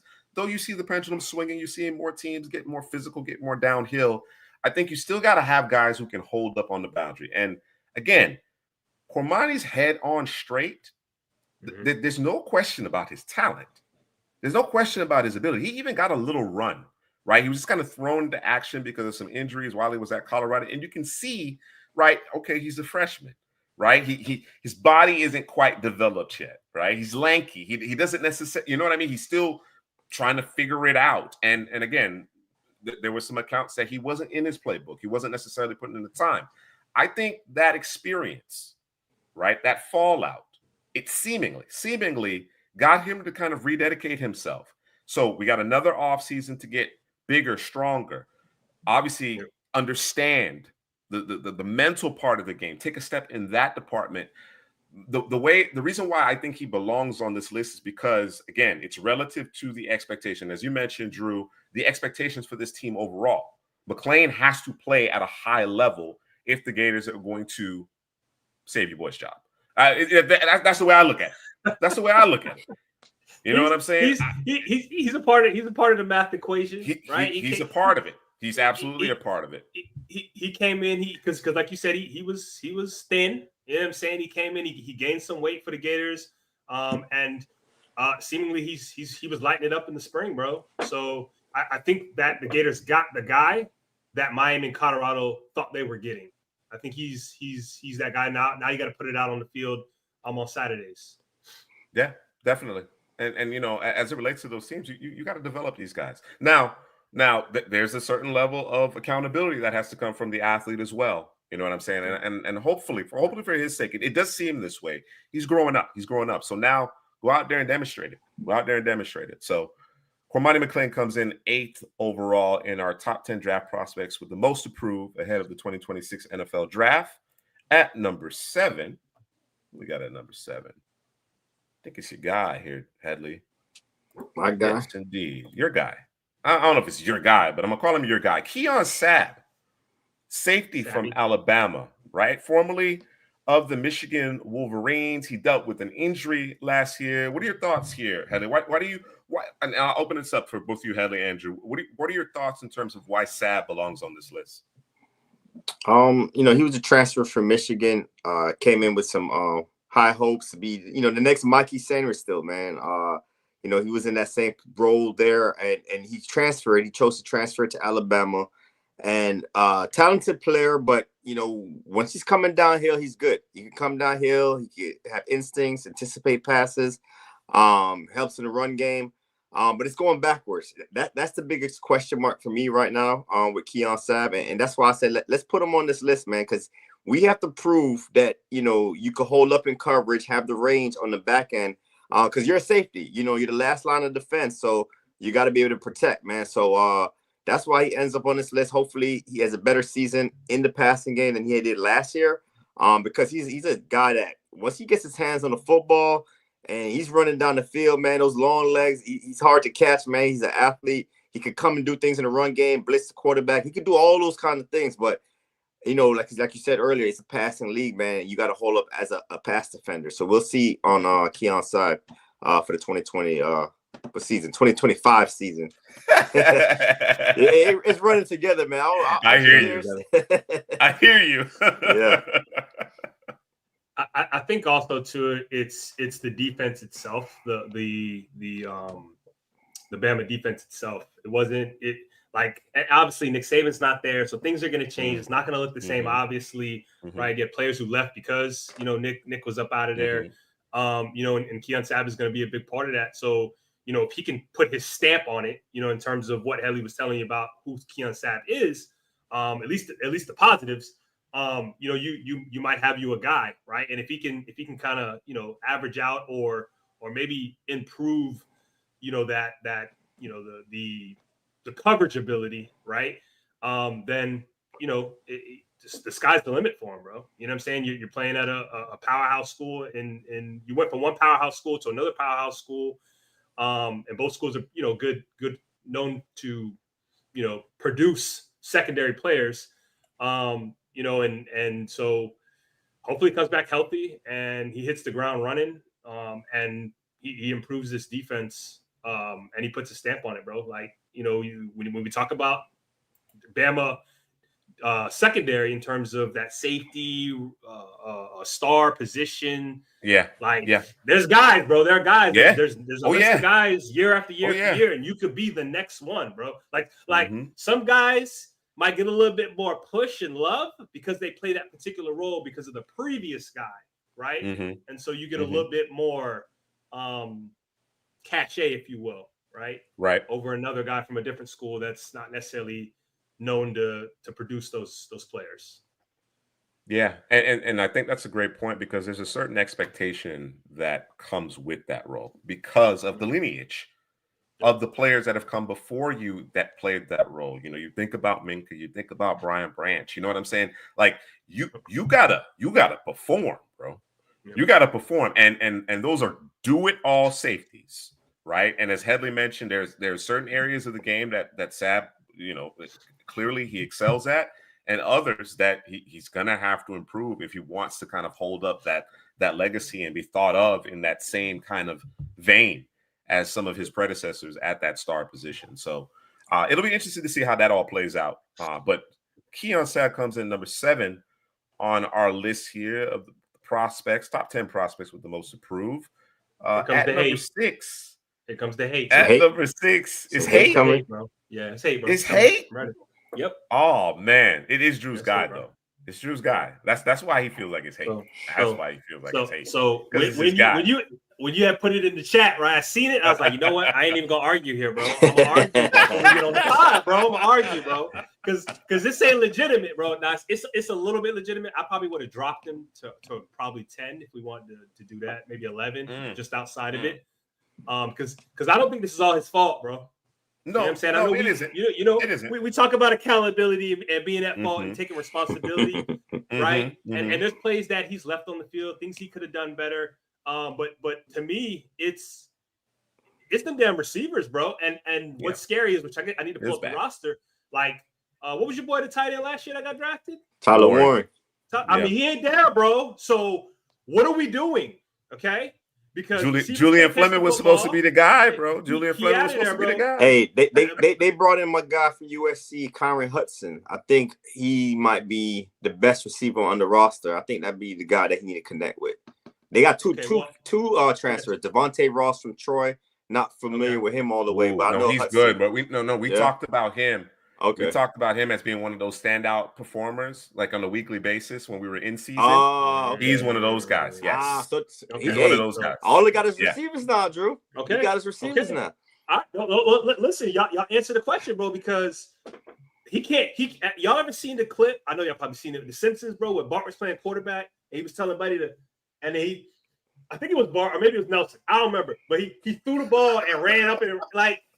Drew can't do that, bro. He can't play all the positions, bro. So, obviously we know that they got the running backs there. The offensive line is usually pretty solid. You know, a guy or two that's pretty solid on an offensive line that we're talking about probably later in in this draft cycle about those guys going into the league. But the receivers have always been an issue. The offense itself has always been an issue. We know they've hired some new guys in terms of the offense, but it can't be Tyler Warren and bust, bro. You know what I'm saying? We need guys to be able to separate. We need guys to catch the damn football. Like if they separate, they can't catch the football, right? Like no, we need the whole package, bro, because you have the quarterback to do it, bro. You got the running backs to do it. You got the offensive line to do it. Let's do it, bro. Let's get it done, right? So, but when those things do happen, I need Drew Aller to come through on a more consistent basis, bro. But it's hard when majority of the time you're throwing the guys that are covered, bro. You know what I'm saying? Like that's tough, bro. That's a lot to ask of a quarterback all the time, bro. Yeah. Hey, QB1, Drew? QB1? Okay, I'd throw it out there. Catch it early. So I was thinking about this. I'd probably put him at quarterback one right now. Ooh, there you go. Clip I'm it. okay with it. Clip it, bro. Mr. C said Beck with no Bowers equals bad. Aller with no Warren equals bad, bro. Oh man, we just gotta coin that, bro. Oh man. So we go get the Beck. Here's the final point I'll make on Drew Aller. He's a tough eval because of all the reasons that you mentioned, right? Yep. There's some inconsistency and obviously question marks with the supporting cast. As a result, it makes him a tough eval, right? There's a group of individuals, including you, Drew, who feel very highly about Aller. And I've seen the flashes. You see the flashes. That's part of it, right? That's part of this calculus here. But without that consistent performance, whether it be because he's not being accurate or the receivers aren't creating separation, because there was a ton of that as well, right? It becomes that much more difficult, and as a result, he still has something to prove. It's not all because of him necessarily, but he's still got a lot to prove here. If he wants to be the top quarterback in this class, not only does his supporting cast obviously have to be substantially better, right? As far as getting open and catching the football when given the opportunity. You know what I'm saying? But I want to put something in perspective for you. Cam's top two receivers, now I'll set aside Arroyo, right? Arroyo, obviously big-time athlete. This is the first time he's actually played an entire season. He's dealt with injuries entire career at Miami. So I can't dismiss that entirely, but I'm just talking about the guys on the boundary. Jacoby George, Restrepo, both undrafted. Cam, first overall pick. All right. I want to see Drew raise. I want to see him raise the level. Right. It was Tyler Warren a bust. I understand that. The other guys didn't do enough.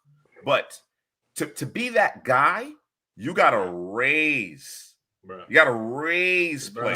That's all I'm saying. I like that. That's all I'm saying. Got to raise. Listen. You got to raise the play. I watched more Penn State football than I would like to of this year, bro. And watching that, bro, it's extremely frustrating, bro. It's extremely frustrating, bro. Like I'm thinking, okay, you got to get, and I'm watching. I'm like, there's nowhere to throw the football, bro. There's nowhere to throw the football. No, you're right. There were several games I watched. That was the case. You lose confidence in your people because you're like, okay, they're not creating separation. Or let me throw it up and see if they'll make a play. Absolutely not, bro. Fair enough. I do agree with you. I do agree with you that the fact that we have Aller on this list is more a byproduct of the lack of production from his supporting cast than anything else. I do agree. Right. I do agree with that. All right, let's move into the top 5 here. And this is where it really gets interesting for me. I know Drew was like, hey man, this is hate right here. But I think it's really interesting because there was a little foreshadowing earlier as we were looking at our previous mock draft and comparing it to the actual results of the 2025 NFL draft, the first round specifically. But I mentioned that LSU collectively has a lot to prove, and they have a lot of players that have quite a bit to prove. So the next 3 players, or rather 3 of the next 4 players, all are from LSU here. And we're going to start with Harold Perkins. Okay, now there's phenomenal film on Harold Perkins. You go back far enough, and there is elite film, right? From a freshman, true freshman at that. He dealt with the injury. He dealt with being played out of position. Through no fault of his own, his star has diminished. It's a term that I tend to use when you guys got a guy who is ballyhooed and held in very high regard, and then you see his stock start to slide a bit, right? He's got an opportunity to rehabilitate that. He's absolutely got an opportunity to rehabilitate that. But again, for my purposes, the reason why I have him here in the middle of this top 10 at 5 is because relative expectations, because we've seen it. We've seen what it looks like.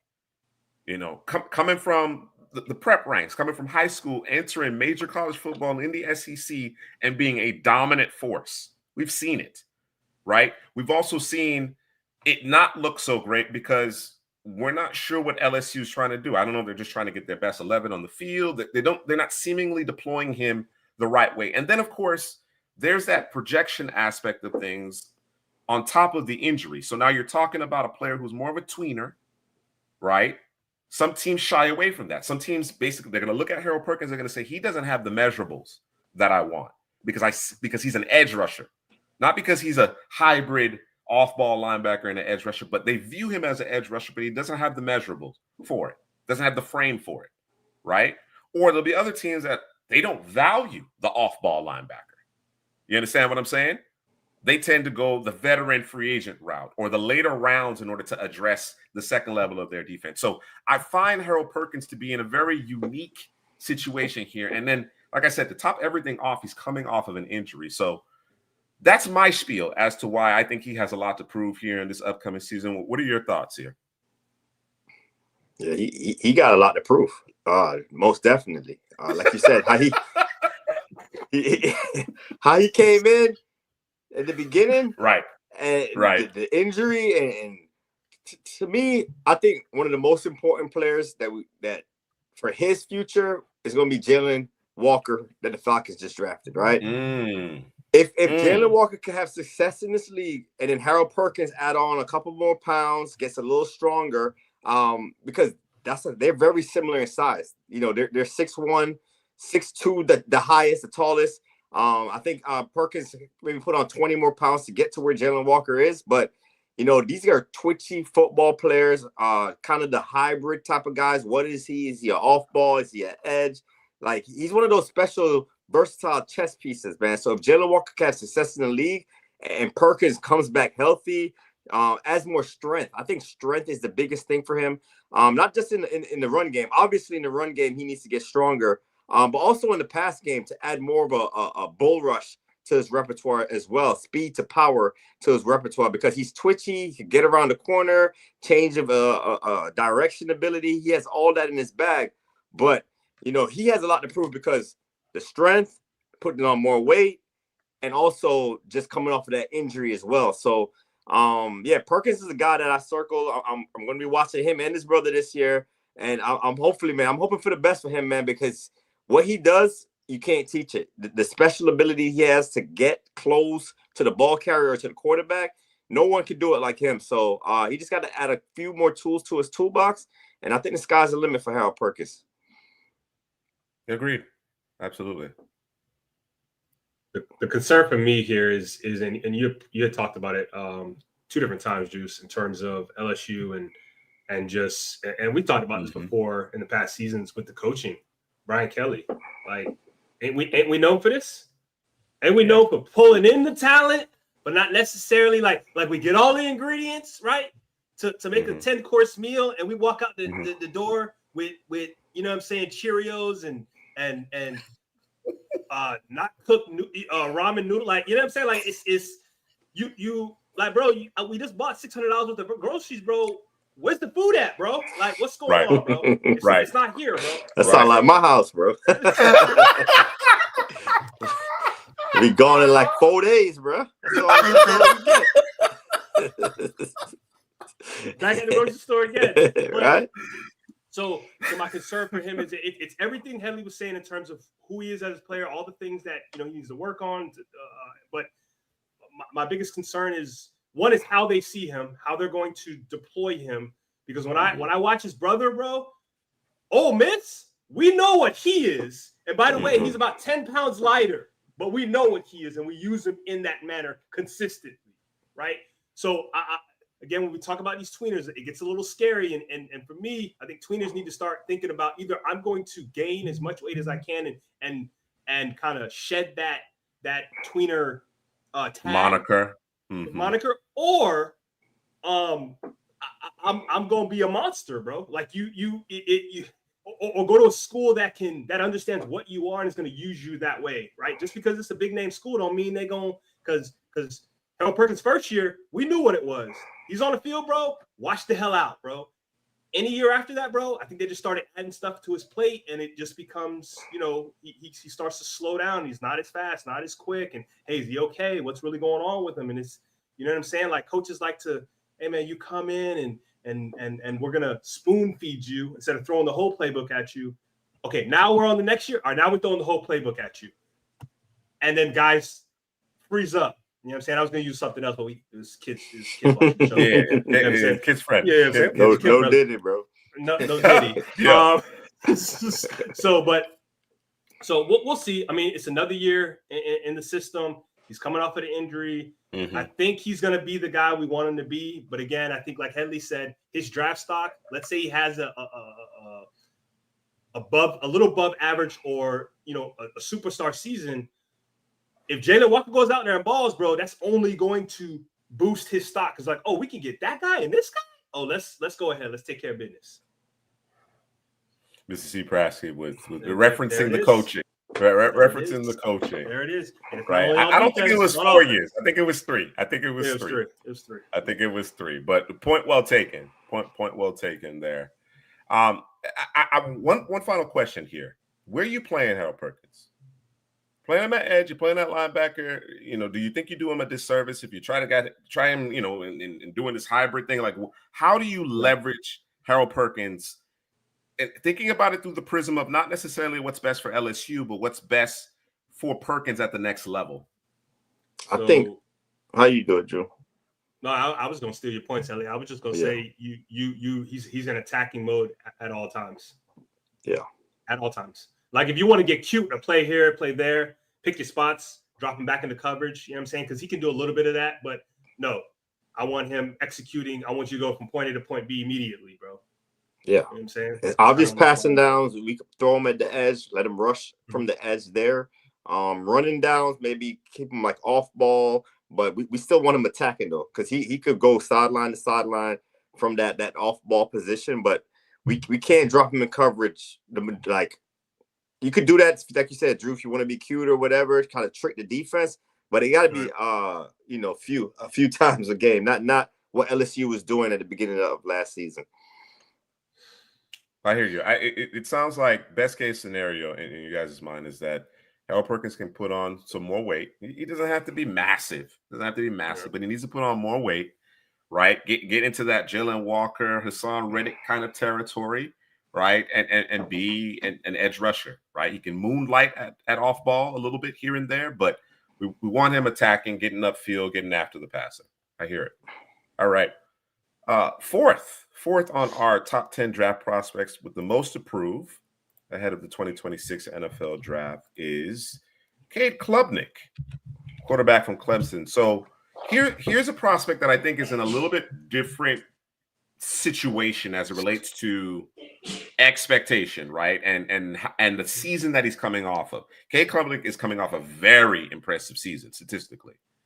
Like he took a substantial step. When I initially saw him, young quarterback, again, highly touted, young quarterback, it didn't look particularly good. And you get concerned when you start talking about Clemson because I don't know that Dabo has done a great job in terms of position coaches, offensive coordinators, in terms of guys helping with the development of their quarterbacks. These guys come in, they're very good, they're very talented, a la Deshaun Watson during his tenure and Trevor Lawrence. Obviously, you know how highly touted he was and the immediate success that he had, but then it kind of tapers off a little bit, right?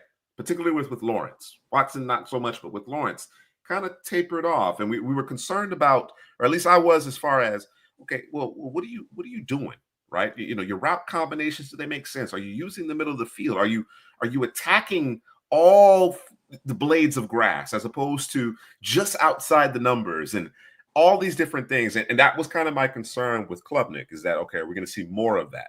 Well, I think Clemson has made a little bit of an adjustment, but certainly Klubnik has.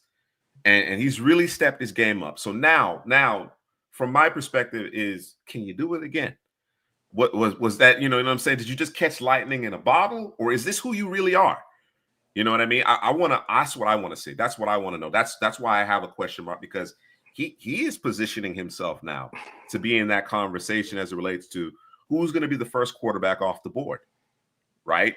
You know what I'm saying? I don't think there's, you know, any definitives at this point. I think there's a number of guys who can make a case for it. And then, of course, Klubnik is one of those players, as I mentioned, that's coming off a strong season. So he's got some wind at his back, right? That's kind of propelling him. Can he capitalize on it? That's the question. That's the question mark I have for him. What do you guys think? Yeah, I think I'm looking at how they started the season, which was, I mean, it's unfortunately they ran into Georgia. That's just unfortunate. First game of the season, you either going to get done or you're going to do somebody, bro. That's usually how that works. Unfortunately for them, they got done. And you saw the worst of Klubnik, and you saw the worst of the Clemson offense, right? And as the season started to progress, he, like you said, he started to. I think it just maybe it just clicked, bro. You know what I'm saying? I think Clemson, they did make some changes in terms of starting to use the middle of the field. But I think Klubnik's talent in terms of his ability to get back there, kind of, survey the defense, and get the ball out timely. I think he had one other bad game. They ended up winning anyways. When they played Pittsburgh, and we know Pittsburgh, that's a breeding ground for good linebackers and defensive linemen. Outside of that, bro, you saw the talent, bro. The arm talent, like he was on it, bro. He's got the entire package, bro. You just hope that when the season starts next year, that he just hits the ground running, and he just has to essentially kind of repeat, start where he left off, bro, and just keep it going. He would be quarterback one easily in that scenario. Right. With that in place, you chain a couple of really impressive statistical seasons. I think the expectation is Clemson to be right back in the thick of things from a ACC perspective, right, and competing for a playoff spot as well. So they certainly have a lot of talent on the defensive side of the ball. So if Klubnik continues to operate and move in the appropriate direction, you're right. The sky's the limit in terms of his draft stock. I'll say this too. Headley, you want to add anything? Go ahead, Drew. Go ahead. Finish your thought. Yeah, real quick before Headley get there.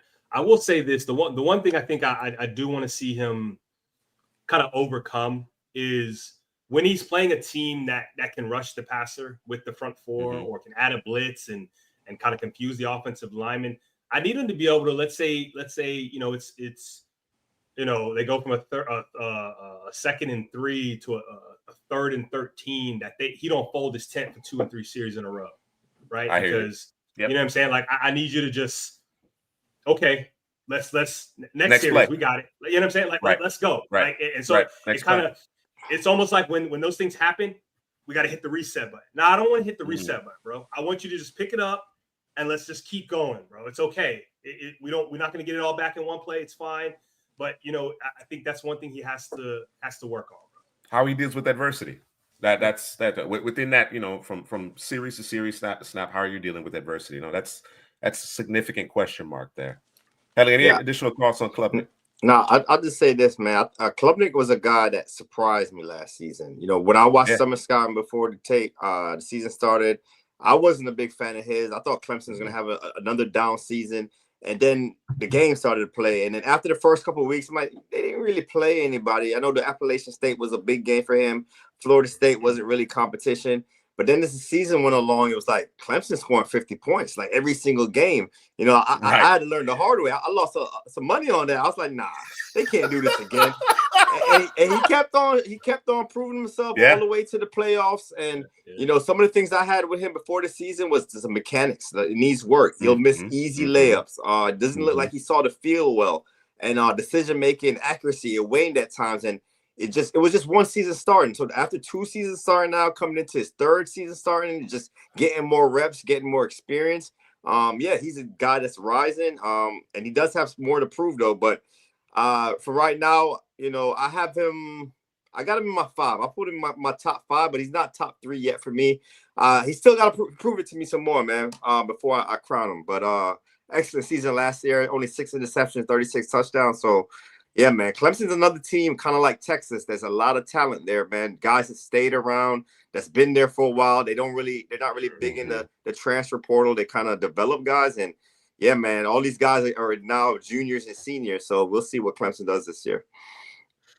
Good stuff. All right. We move into the top 3 here. And I mentioned it before. We have a pair of LSU Tigers at number 3 and number 2. At number 3 is a guy you're familiar with here, Headley, former Seminole. I don't even know why he's on this list, bro. Why is he on this list, bro? What you mean? No, bro. Come on. What you mean? Relative to expectation, relative to the expectations we that some have for him. So here's the thing, right? Life without Verse and Fisk was rough, bro. It was rough. But Peyton was supposed to be the guy. He was supposed to be the guy. He was supposed to be the one guy on that defense who were like, because FSU lost a lot of talent. They lost a lot of talent to the NFL last draft. Not the 2025 draft, but the 2024 draft, right? Patrick Peyton was one of those guys. Blue chip recruit. He was a young upstart at edge. He played well opposite Verse and Fisk doing his thing in the interior of the defensive line. He was supposed to be the one guy that you could count on to make a play for you, and it did not happen. Right? It did not materialize. And I guess you got to have the conversation regarding FSU and the totality of it to kind of put the framework in place as it relates to, again, expectations. But we're just talking about the individual player here, right? He folded up his tent, bro. I didn't see the effort. I didn't see him making plays on the backside. I certainly didn't see, him taking games over or making it difficult on the opposing offensive tackle. It just wasn't good. Now, here we are, again, ballyhooed prospect, and LSU seemingly thinks there's something here. They went and got him because, considering the type of season that Patrick Peyton had, I would have expected him to kind of, transfer and go to a program that doesn't necessarily have the expectations of an LSU. But it tells me they believe in his talent. It tells me that they believe in his talent. Now, whether or not it comes to fruition is the question, which is why I think he has a ton to prove here. But Headley, you mentioned you don't know why he's on this list. Why is that? Because at this point, man, I was just trying to forget about last season. You know what I'm saying? I was trying to forget about Patrick Peyton, but y'all had to rub it in my face, put him at number 3 so I can remember what happened last year, man. But no, man, all seriousness though, man, I get it, man. He's a guy that came in. Some people had him as a first-round talent coming into last season. But like you said, without Fisk and Verse, when you were getting one-on-ones and no one was really carrying a rush on the other side, he was cleaning up. I think he had double-digit sacks that season, but being the guy with the attention on you and you don't have other guys on the line to do it with, it's tougher for a guy like this because a guy like this is not I don't think he's like a natural pass rusher at this point. It's more like he gets there with effort, with his motor. I did like his hands. I do like how physical his hands and how twitchy his hands are. But he just had to add more pass rushing moves to his game. And maybe LSU unlocks him, man. Him and Harold Perkins getting after the quarterback. We'll see. But, he got to show me, man. He got to show me. And like you said, like most of proof, he got to prove it to me before I start talking Patrick Peyton again.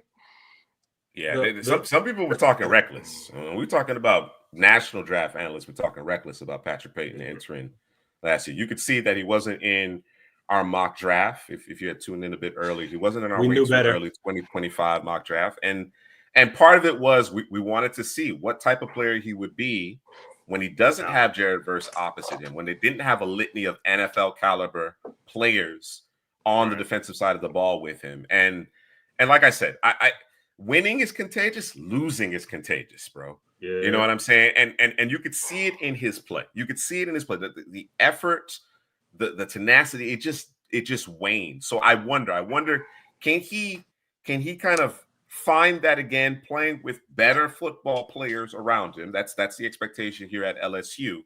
But what does that mean in terms of his individual performance, right?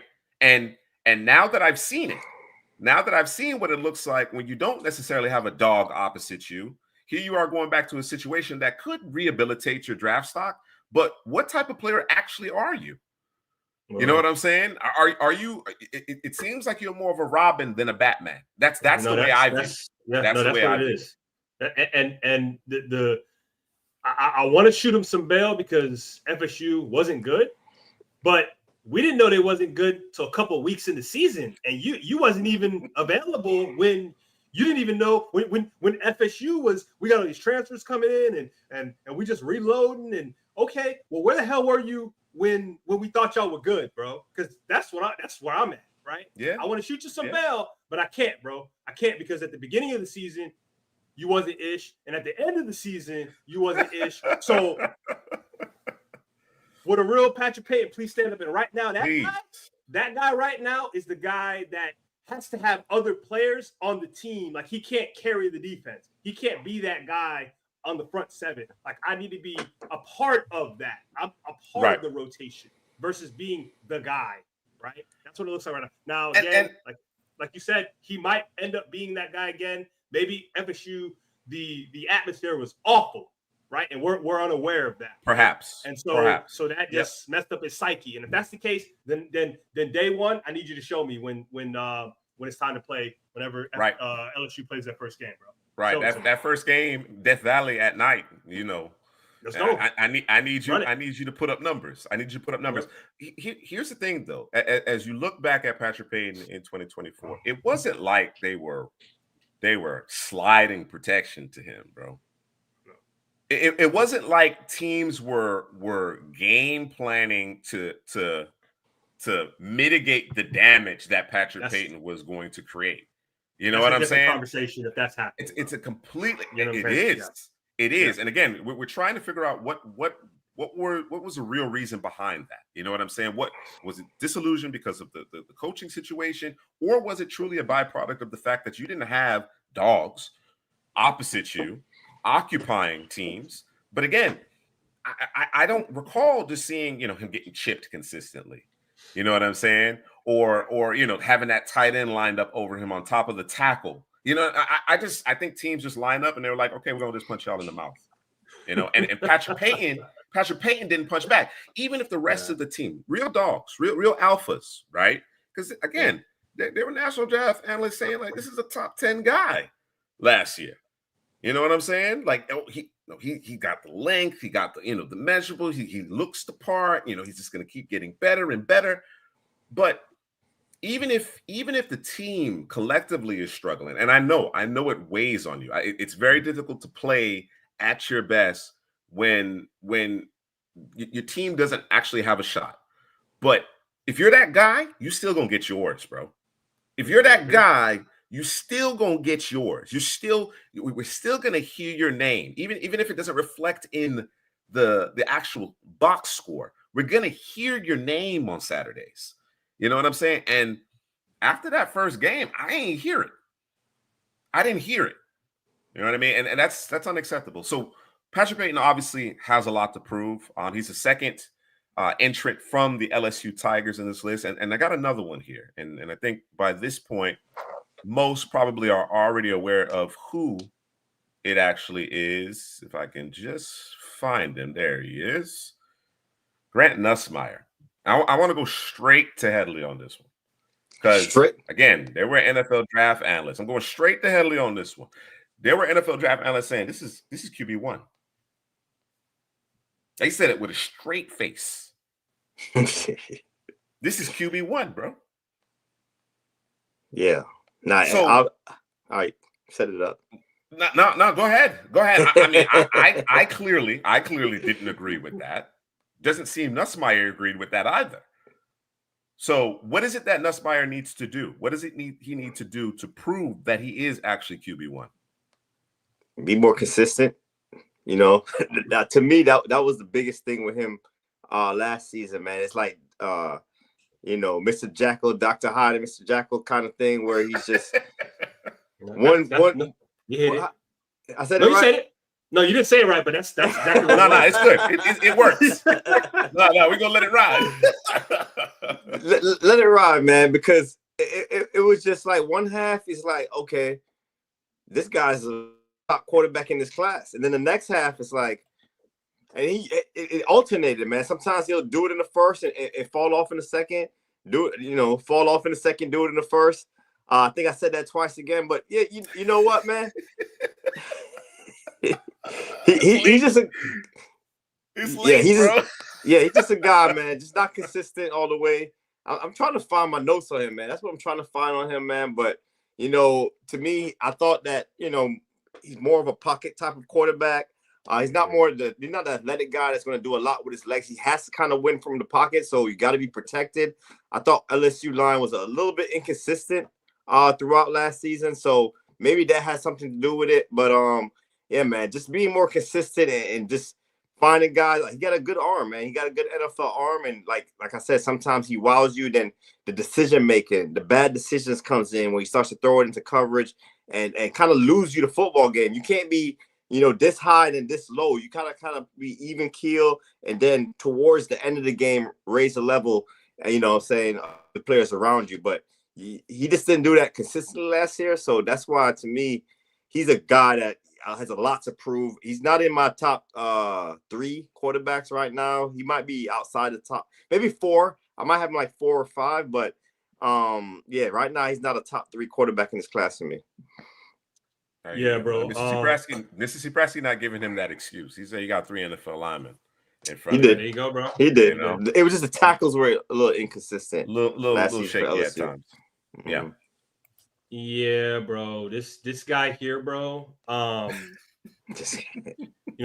don't be strolling down no red light districts or anything like that, bro. But I see it on TV. Okay, I'm just gonna say it that way. You know how in some shows, TV shows or some movies, bro, where you walk into the little room, bro, and it's dark, bro. You know what I'm saying? You sit down in your little chair, you know what I'm saying? And there's a screen in front of you, right? But it's black, so you don't know, you know what I'm saying? And then the sheet or whatever, the cover comes up from the glass, bro, and then there's some chick in there, bro, and she's, you know what I'm saying? And she's teasing you, bro. You know what I'm saying? I feel what you're saying. I hear you. And that's what he does to you, bro. That's what he does to you. Because like Headley said, in the first half, he's the best quarterback in the country, right? I remember late last year in the draft, I think it was right before the playoffs or a couple games before the season was over.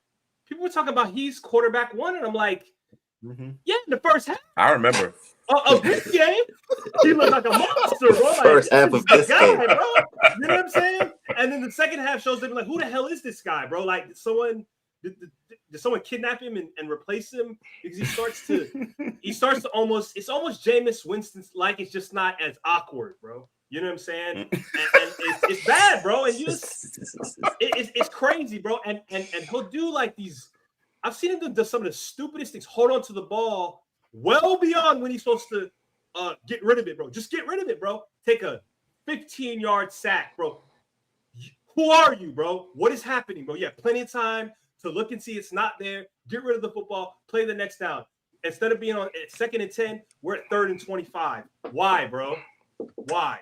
Like and the thing is, he's a coach's son, if I'm not mistaken. So it doesn't make sense, bro, as what's happening here, right? Just like Headley said, at the worst, bro, you need to be in the middle, bro. At the worst, and then as the game goes on, as the game's getting tighter, raise the level because you can see the talent. You can see, okay, and then we down here again, bro.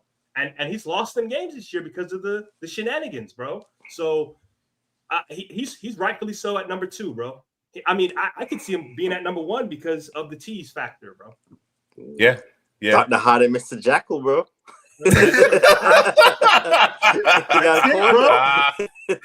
That's what it is. That's what it is, bro. All right. So we've come to the very end here of our top 10 prospects with the most to prove. Going into the 2025 season, obviously looking ahead to the 2026 NFL draft as it relates to their draft stock. At number 1, we have another quarterback. And some of you may have already guessed, Carson Beck.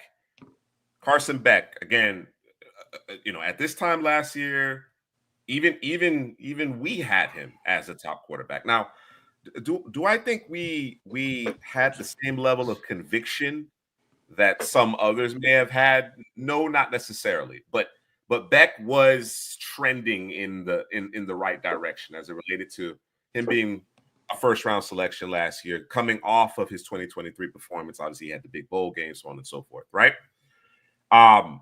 It did not work out that way this past season. It did not work out that way. I mentioned it earlier. Georgia collectively, right? Offensive line, receivers, and Beck, right? Coaching for that matter, underperformed.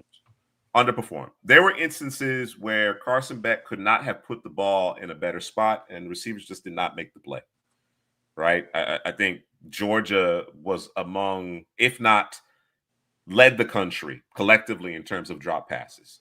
And then you have instances where Carson Beck, I don't know what Carson Beck's looking at, bro. I simply do not understand what the thought process is from the time he looked at the defense pre-snap, got the actual snap, and then started to actually work or not work through his progressions, because that's what it seemed like. At times, he just did not even work through from 1 to 2 to 3 or whatever the case may be. Whatever that progression consisted of, it just seemed like his eyes dropped directly to the rush, right? Or he had already decided where he was going with the football, regardless of the coverage, right? Whether or not the receiver had any leverage or separation, he was going to throw the football there. And as MrCPrasky says, it was real day 3-ish. It was real day 3-ish. Now, not unlike Nussmeier, Klubnik, when you talk about from year 1 to year 2, and Drew Aller in certain respects, you see the flashes, right? You'll see a Matthew Stafford type of throw right through the needle. You know what I'm saying? Threading that needle through the defenders, for 6. But then you see a bad sack, you see a bad decision, you see a turnover. You know what I'm saying? You see not understanding that, I don't necessarily need to make a play here. I just need to manage the game. You know what I mean? We talked about Jalen Walker. We're going to talk about another linebacker that I really like, Malachi Starks. Like you got talent here on the defensive side. You can lean on them in certain instances. And he just did not seemingly understand, at least from my perspective, situational football, right? There's clearly ability here. But snap-to-snap consistency, same types of conversations we're having with Grant Nussmeier. Again, you can make that case, Beck 2, Nussmeier 1. And then here's what kind of put it over the top for me. He's dealing with the injury. Tommy John type of situation. He's coming off of an injury. The expectation is that he's going to be good for, fall camp, right, ahead of the season. But you miss most of this offseason, right, as far as the physical aspects of them, because you're still trying to rehabilitate. So from my perspective, collectively, we decided ultimately Carson Beck is number 1. Why is he at the top of this list for you, Drew? Bro, I'm going to be real with you, bro. He went from Georgia to Miami, bro, for a chick, bro.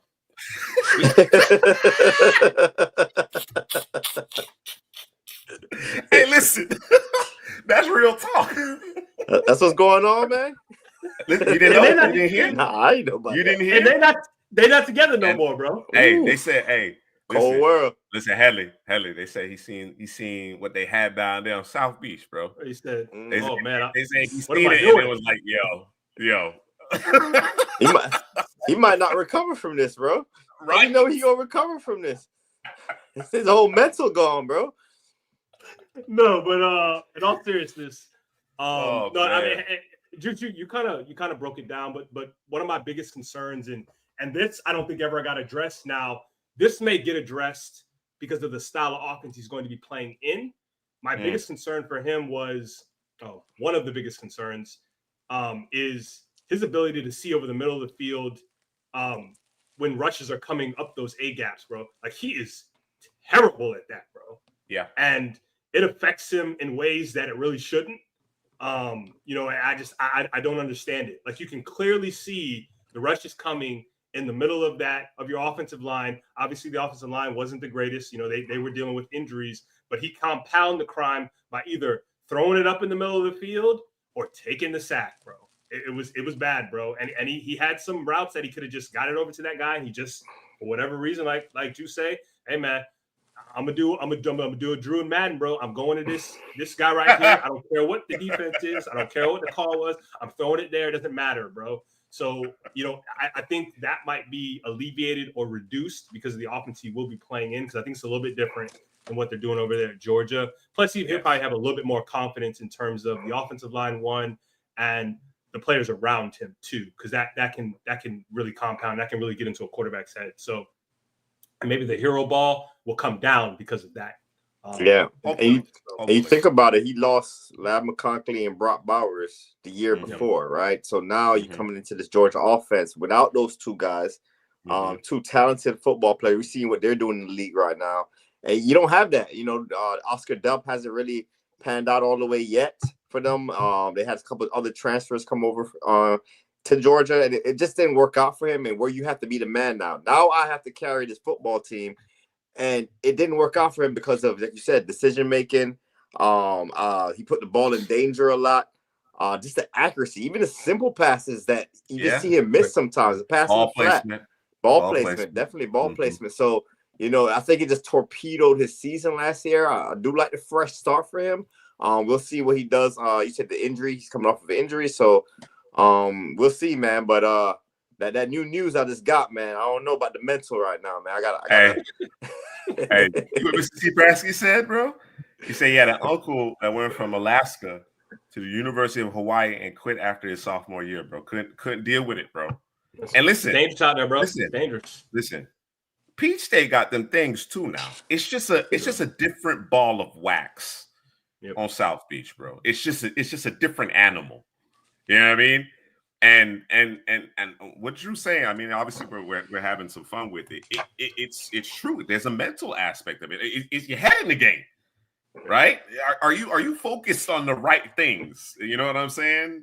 And I think it's a legitimate question. As you speak regarding the offense, I do think the offense itself will be more conducive to Beck's success. I think Shannon Dawson has proven that he will adjust and mold the offense around the strengths of the quarterback, what he's comfortable with. He makes it a point to create a system that is inviting for the quarterback. I also think Miami's going to have a really good offensive line as well.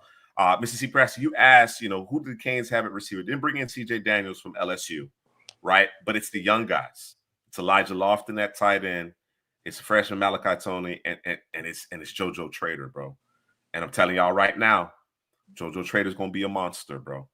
I know he got a little overshadowed because Jeremiah Smith and Trader went to Shamandar together. They actually played in high school together, but JoJo's a monster, bro. Actually caught his first collegiate TD in the bowl game from Cam Ward, and Cam Ward has said it. They've asked Cam Ward to say who's up next, right?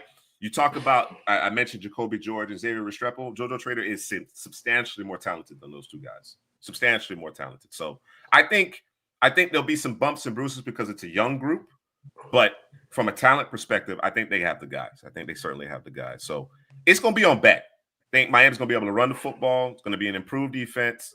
Beck is going to have to be better. You guys mentioned all the areas that he needs to address, and perhaps the most important is between the ears. Between the ears, bro. If you don't have that right, especially with the distractions that come with playing at Miami, then it's difficult for everything else to fall in place. So Carson Beck comes in at number 1 in terms of players with the most to prove among potential 2026 NFL draft prospects. All right, I really, really enjoyed this. This was entertaining and eye-opening. So perhaps we will fold this in and build upon this as season 3.5, and then we get underway with season 4. So look out for more of this type of content here at Couch Potato General Manager. All right. getting a little bit late, but you know, it's really been an excellent show thus far, and I want to keep it going. I want to keep it going, gentlemen. I don't want to spend too much time here because we do have a mock draft to get to. All right, and we'll power through that one. But as you guys may or may not know, and MrCPrasky certainly is familiar with kind of the next segment that we're going into here. We like to stamp, we like to claim players that we are fans of, and there's some rules and regulations associated with it. You can't claim guys who are 5 stars who come in with a certain level of expectation and so on and so forth. But players that we think are going to be excellent NFL prospects. Typically, we're a little bit earlier than some. That isn't always the case. Some of these players are a bit, more well known than the typical CPGM stamp that we would typically offer. But that's the premise. That's the premise behind the CPGM stamps. We're going to stamp the players that we feel really strong about, despite the fact that they may not necessarily have been, the most highly touted prospects coming out of high school. All right. So, Drew, why don't you get us started, man? I got the first guy up for you here. Mm-hmm. And we're gonna go with your guy. You mentioned him earlier. He came onto the scene, made a huge splash. We're gonna see if he can build on it. Lenoris Sellers, Drew. Lenoris, you're stamping him, man. You're claiming him. Why is that? Well, it's got that top secret for him. Yeah, they don't know. No, I think most people know. Denzel Boston, is that David Boston's son? I'm just asking. I keep seeing the name. It's got to be. It's got to be. It makes me thinking that's CPrasky can confirm it. It's got to be, bro. Yeah. Let me know. But yeah, man. In my notes, man, I got here. He has, and I think Juice, you kind of coined this, or you kind of came to the table with this, and I think it was with Joe Burrow. It's ice in his veins. Is that where it was? The Bryce Young. It was the Bryce Young. Now, Joe Cool. That's Joe Cool now. That's Joe Cool. So it does apply to Joe Burrow, but Bryce Young, Bryce Young. What was it? He got the right nervous system. Right nervous system. Yeah, was that Headley that said that? That was me. That was you? Yeah. Oh, no, nervous. Okay. Right he got ice in his veins, super calm, cool in the pocket. He kind of reminds me a little bit of Cam Ward in that fashion. Maybe not as cool and nonchalant, but still cool enough to sit in the pocket, go through his reads. You can tell he knows where he's going with the football. You know what I'm saying? He's kind of, surveying, and if there needs to be a hot route, you know what I'm saying, he's getting into that guy, you know what I'm saying? Knows where his outlets are, goes through his progression, keeps his eyes down the football field. He's looking to throw it down the football field. He has the ability to take off and run, but that's not what he's necessarily looking to do. And he's not an easy guy to take down, bro. Like, he has some highlights of he should have got clobbered, bro. Or it looks like he's getting clobbered, bro. And he's able to just kind of escape, elude, and get the football down the field. I need his receivers, and we talked about it. He's got a guy, I think Headley had stated earlier, and there's another guy that we're hoping that comes through in Nick Harbor. I'm expecting big things from this South Carolina football team. I said last year, I forget who they were playing last year, and he got hurt in the middle of the game, and they ended up losing the game. If he doesn't get hurt, I don't know if was that the LSU game? Was that the LSU game? It was the LSU game. I think it was the LSU game. They would have won had he not got hurt because they couldn't. They had no answer for him. Yeah, they had no answer. For him, right? So my whole thing is that they have a better offensive line, which I'm not aware of that they do, that can protect him so he can get the football out and the receivers create some separation, and he's be able to kind of play the quarterback position the way that teams want to see him play it. I just think I don't know if I can call him a dark horse. I just think it's one of those things where I just want to see him progress, bro, and finish games and get through it, bro, because I think he has the potential to, we're not really sure. I think everybody has their opinion on who can be the number one quarterback. I think he has a shot, bro. I think he has a shot. There's a high for him. There's definitely a high for him. He has a skill set that is exciting. There's no question about it, right? And you hope with more reps and better play from the supporting cast that he can continue to elevate his game. So Drew stamping Lenoris Sellers. Headley, I'm gonna go up next with you. You got a big man on a defensive line here, right? And you invoked a name that we have not discussed in many moons, but it got my attention. It got my attention. I'm gonna let you. I don't want to bury the lead. I'm gonna let you speak to it. But you mentioned the name that really got my attention here with Dominique Orange, the big defensive tackle here out of Iowa State. Yeah, I went deep. I went a little deep here, man. Went down the list, and I kind of stumbled on my guy Dominique Orange from Iowa State, man. I'm watching tape of other football college player. I think it was the Iowa game I was watching. Maybe I was watching Caleb Johnson. I'm not sure who I was watching at that time. And I'm like, who is 95 on the defensive line for Iowa State, right? And it's like, you know, when you're watching tape, you're watching other guys, and a player just keeps flashing, keeps flashing, man. And that was Dominique Orange. He's a big body DT. He has a movement ability, wins with power, and he has quickness. You see him line up over the center mostly. Sometimes at nose, sometimes it's like a one tech. So he's one of those big physical football player with run stuff and ability. He doesn't really get moved in the trenches much because of his size and strength. You know, I saw a rep when he played over a guard. You know, he got a nice jump, used his hands. It was like a chop to rip move. He beat the guard, and then he bend to the quarterback. You know how I feel about big men that could bend to the quarterback, man. Just so impressive for his size to be able to do that. I think he's 6'4", 325. And he's one of those football players. He's a hunter. You know, once he gets his hands on the ball carrier or the quarterback, he's going to do something physical. He's going to do a wrestling move on the ball carrier, man. Suplex. You know, he's going to do something off the top ropes, man, because he's just that type of football player, real nasty. He has that power punch that could jolt offensive linemen's back. Very strong hands in the run game to disengage. And the guy that I mentioned that got your ears perked up, and this is an exaggeration, a little hyperbole, because he's never be this guy. But I just saw shades of Ndamukong Suh when I watched your boy Dominique Orange, man. Just the size and the movement ability for his size and that nastiness that he displays as well, man. So, you know, when you squint your eyes and you be like, who is that guy? You know what I'm saying? A little Suh in this game. But like I said, I don't think he's going to be highly touted. You know how they do defensive tackles that, you know, don't get after the passer as much. Right. So, but I think he's a guy that, you know, I'm going to stamp here, and I think he's going to work his way up the board. More people are going to be familiar with him, and wherever he goes at the next level, man, I think he's going to be a solid contributor to the football team. All right. Nice stuff. I'm up next among the stamps. 2 more remaining. I will offer up my entry into the conversation. And I talked about him a little bit during the last cycle, understanding that he wasn't draft eligible. But he started to kind of catch my attention. Again, wasn't necessarily watching him, but he kept flashing, as Headley mentioned, right? You know, you're evaluating other prospects. And in this instance, it was Jalen Walker and Malachi Starks and CJ Allen. Off-ball linebacker, the guy in the middle there, just kept showing up. He actually ended up second on the team in tackles, just one less than Malachi Starks, all-world second. You know how I feel about Malachi Starks. CJ Allen is the next guy up at Georgia. Kirby Smart has clearly created a factory, particularly with the defensive players, as far as, you know, upper echelon talent. And CJ Allen is the next in that line, as far as I'm concerned. I think when you talk about athleticism, sideline to sideline speed, the ability to play in space and in coverage, the requisite instincts. Drew makes a good point. Every so often, I don't want this to be taken wrong.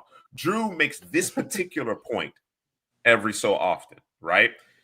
At the second level, linebacker, at safety, I need you to be able to play between the ears. Right. I do want you to have requisite athleticism, but if you're lacking those instincts, you're going to be a step slow. And if you're a step slow, that's a first down. That's a touchdown. Right. CJ Allen is the type of player that can clean things up. I expect him, once he finds his way at the NFL level, he's going to be the team's leading tackler for a very long time. And again, he's that 3-down linebacker who can do it all. Right. If you want a green dog, he can do that. Again, sideline to sideline, he checks the box, pass coverage, he can get in the pass lane, he can man up a little bit. Obviously, I think there's room for improvement, but all around, I expect him to be the focal point of this defense. When you tune into Georgia Bulldogs games come Saturdays this fall, the announcers are going to speak about this guy. This is the guy that they're going to bring to your attention. Everybody was on that, Mondone, and Mondone ain't do the Deuce justice, bro. I don't like how he represented the Deuce. He didn't.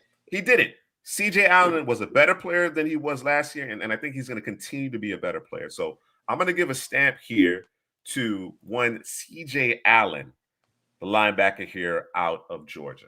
All right. I got one thing I want to add, bro. Sure. It's a nitpick. All right. Yeah. I'm okay with that. What I want from him is more flash plays, because I'm looking at my numbers here, and I have more splash because no forced fumbles, no fumble recoveries, no sacks, 1 interception, 4 pass deflections. Right. Yeah. So the next step for him is I need that production. Right. Yes. Once he gets that, we good. But yeah. Here's the only thing I want to push back on that. I think it's a Kirby Smart thing. Because Kirby don't have guys playing a full complement of snaps, and again they were trying to do the Mondone thing, and Jalen Walker was getting some. It was more of a rotation than anything else. He's the man now. So I agree with you. Those counting numbers need to come, right? If he's going to live up to the billing, and I think he has an outside shot of working his way into the first round. I think he's that gifted athletically. Right. And you would expect that from an athlete to be able to get his hands on the football and create turnovers and short fields for your offense. Jordan's going to need it, right? So I agree with you. I just don't think he was played the volume of snaps necessary or put in those positions to consistently make those types of plays. So I am expecting that of him, and that's a fair call out. That is definitely a fair call out, but. Yeah, man, I'm excited about CJ Allen and what he's going to do this upcoming season as it relates to his 2026 draft stock. All right. One more stamp here before we get to our mock draft. And Drew, you're back up. And this is a player that most are probably a little bit more familiar with than at least Allen and Dominique Orange. I'm sure most have familiar with Lenore Sellers. I don't know that was the case heading into last season, but certainly now folks have heard about Sellers. But David Bailey, edge, formerly of Stanford, right? As you can see here, he's transferring to Texas Tech. I think he's from Texas, if I'm not mistaken, or was he from California? I forget. He's from California. You guys mentioned he ends up at Texas Tech, which I think is interesting. But they seemingly are trying to make a run at something here. Headley, you had some glowing comments with respect to David Bailey here. And Drew, you're claiming him. You're claiming him as one of your CPGM stamps. Why is that?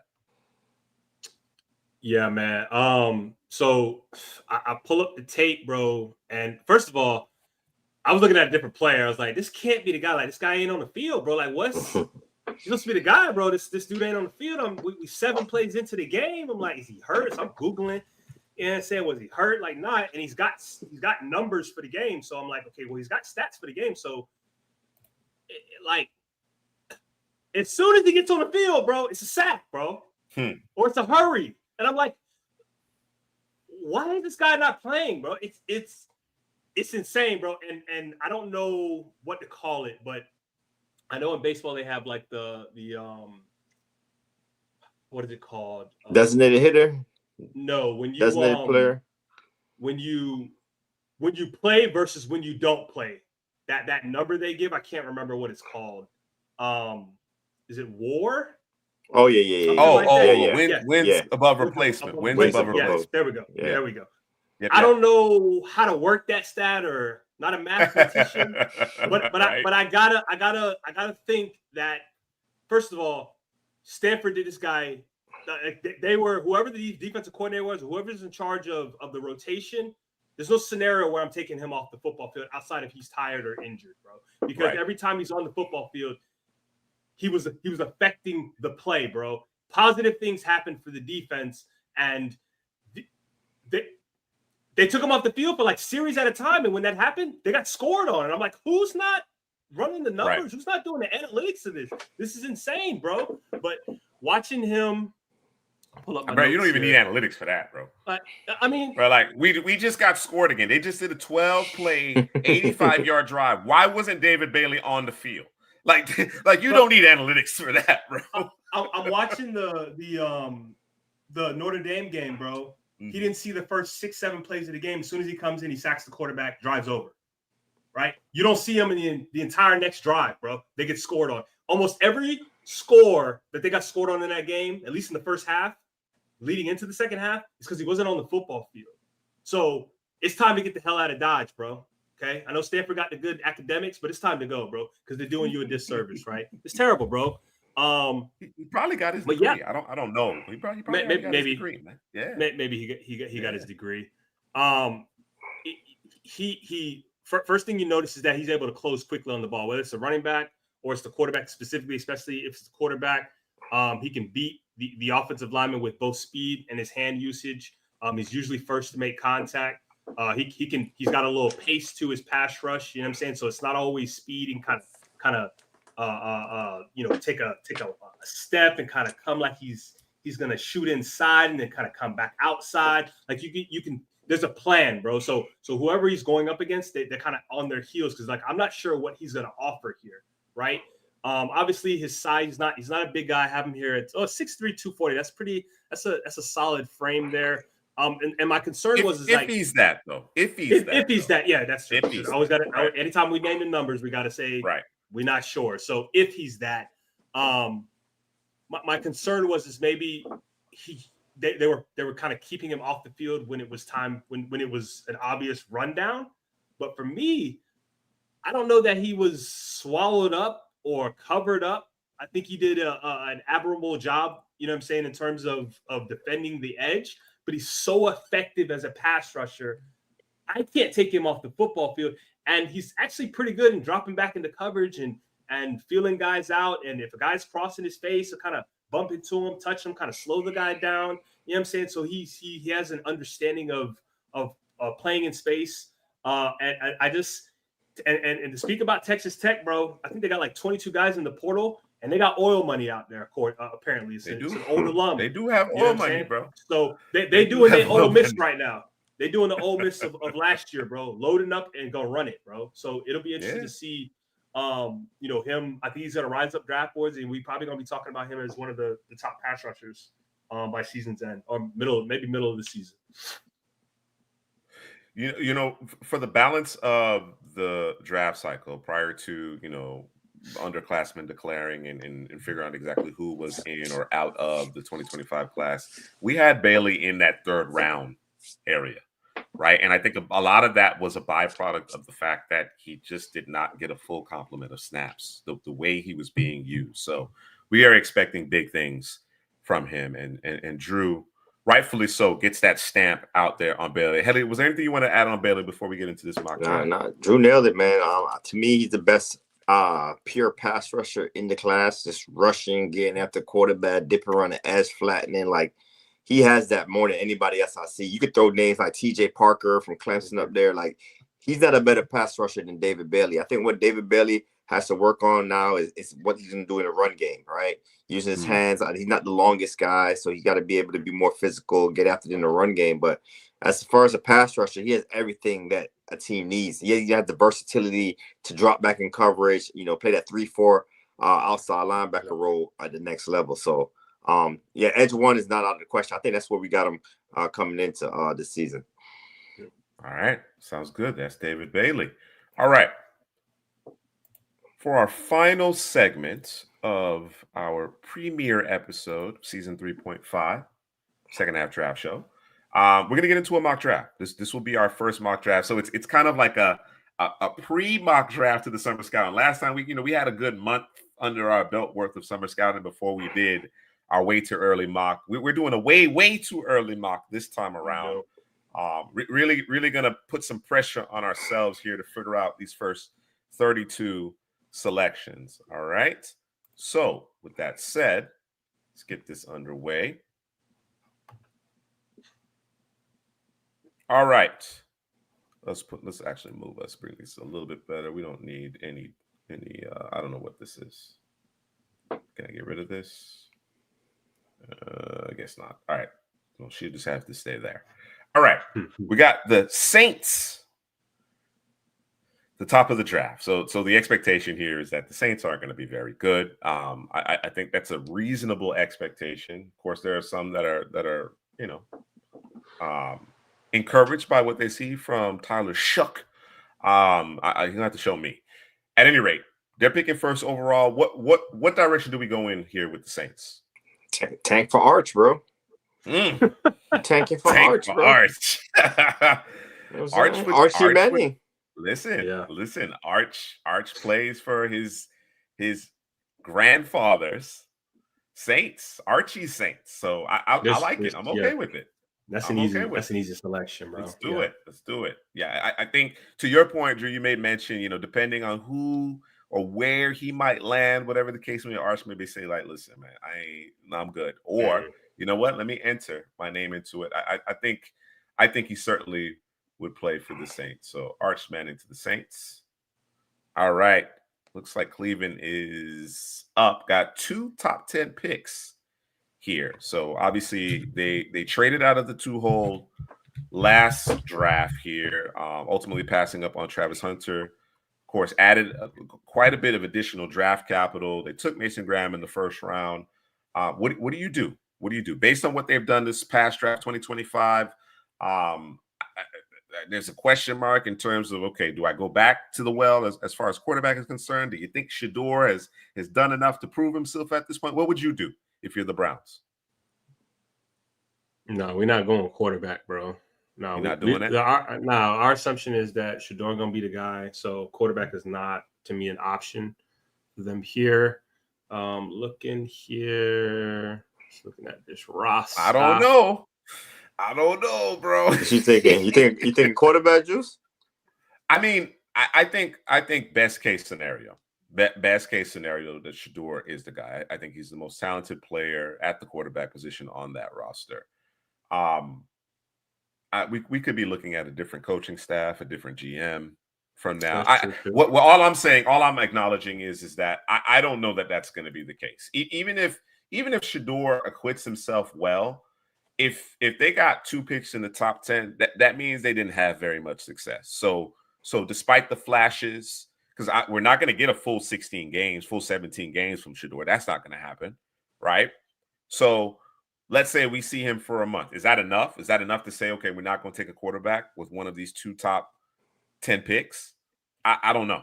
That's my only point on that. I'm okay with going in a different direction for the purposes of this mock draft, but I do think a quarterback, in all likelihood, if they got 2 top 10 picks, they're going to take a quarterback with one of these picks, bro.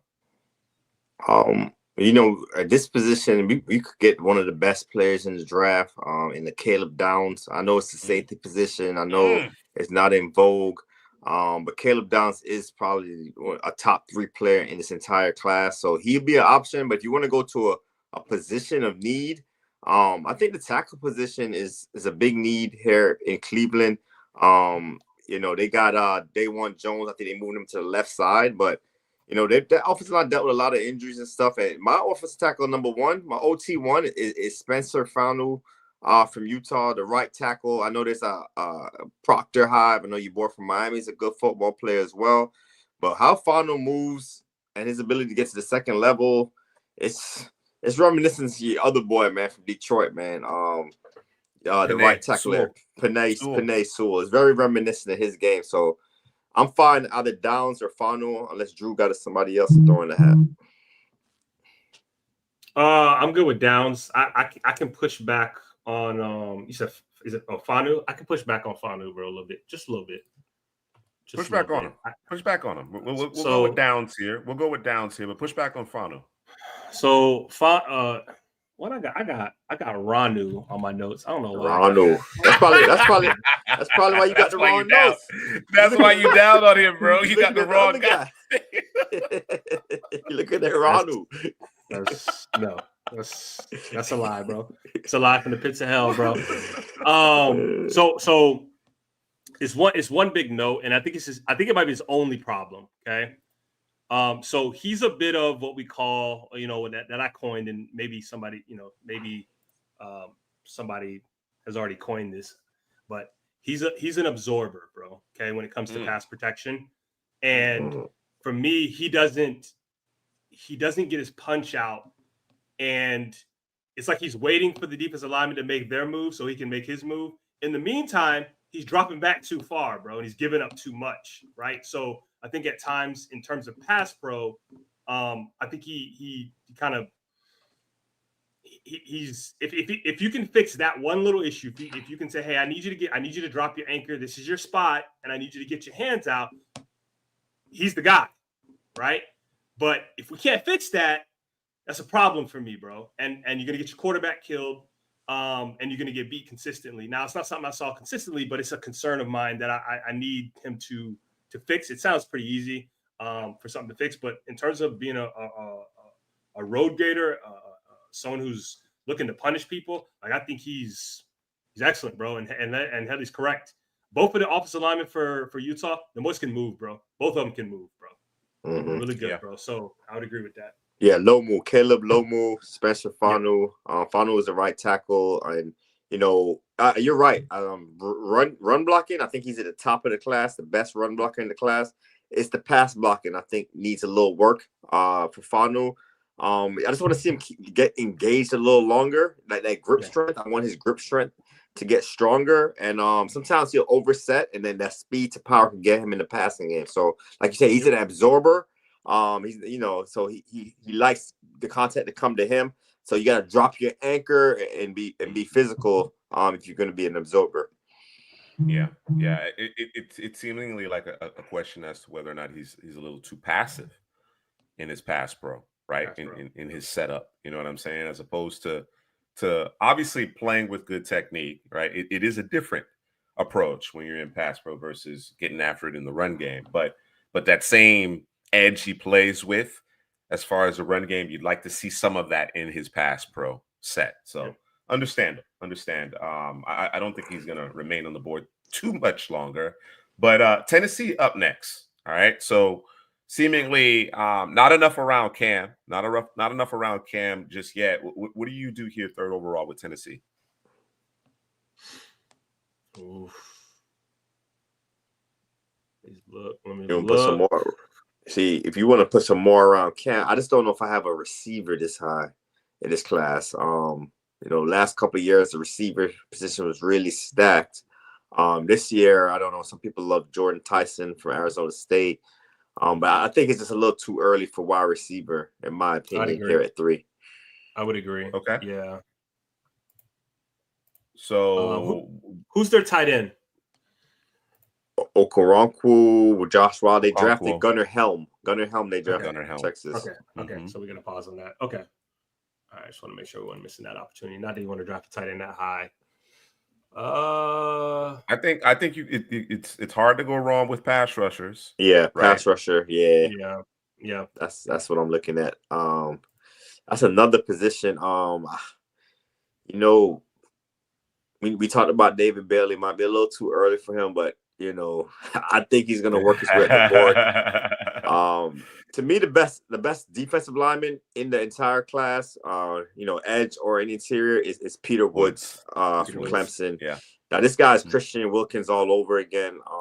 Physical, quick twitch, get after quarterback. I know a lot of people love TJ Parker. That's the edge, but I think Peter Woods is the best football player on the defensive line.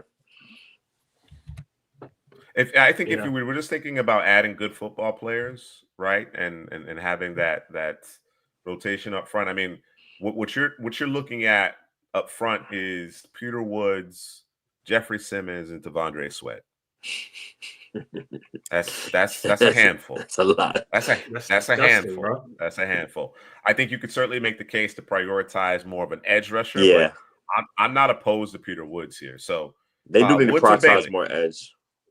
You want to go Bailey? You want to do it, Drew? Yeah, we can go Bailey. I'm good with it, bro. Let's lock him up. All right, we're gonna look at this a year later. It says CPGM trying to tell them.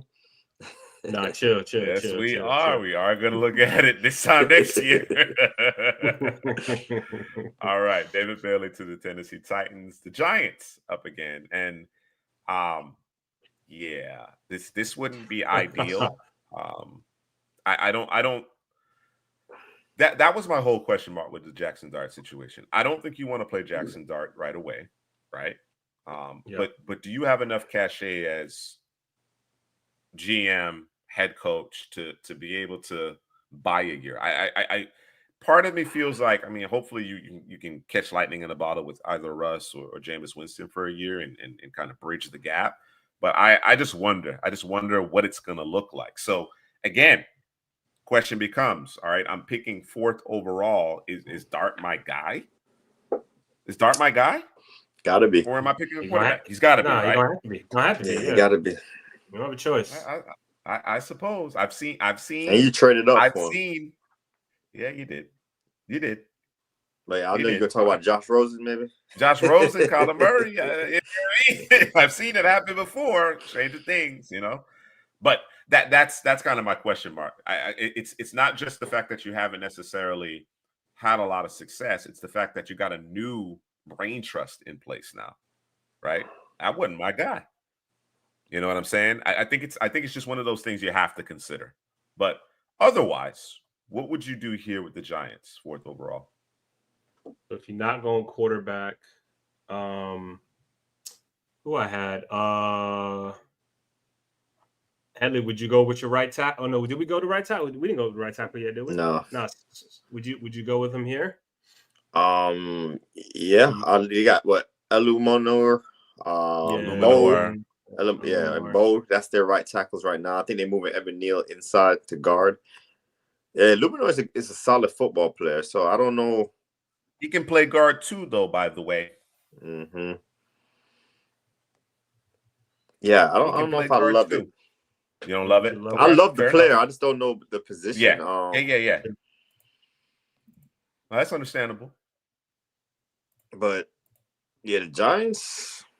Let me ask you: would you Concepcion? How do you say it? Is Kevin Concepcion? Yeah. I know he was big. I know he was. You know. He was a spectacular freshman. I don't know what happened this past year.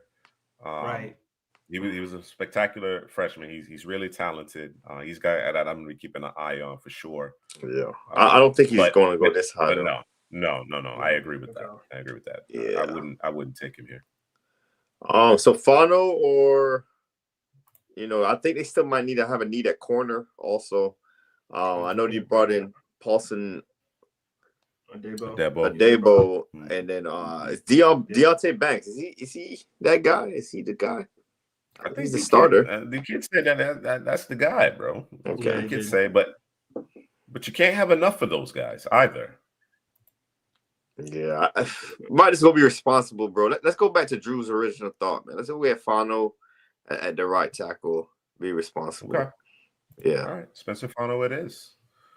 All right, we stay in New York. We got the Jets this time around. So they didn't catch lightning in the bottle with Justin Fields. Do you go quarterback here? Do you go ahead and start the clock on a rookie QB?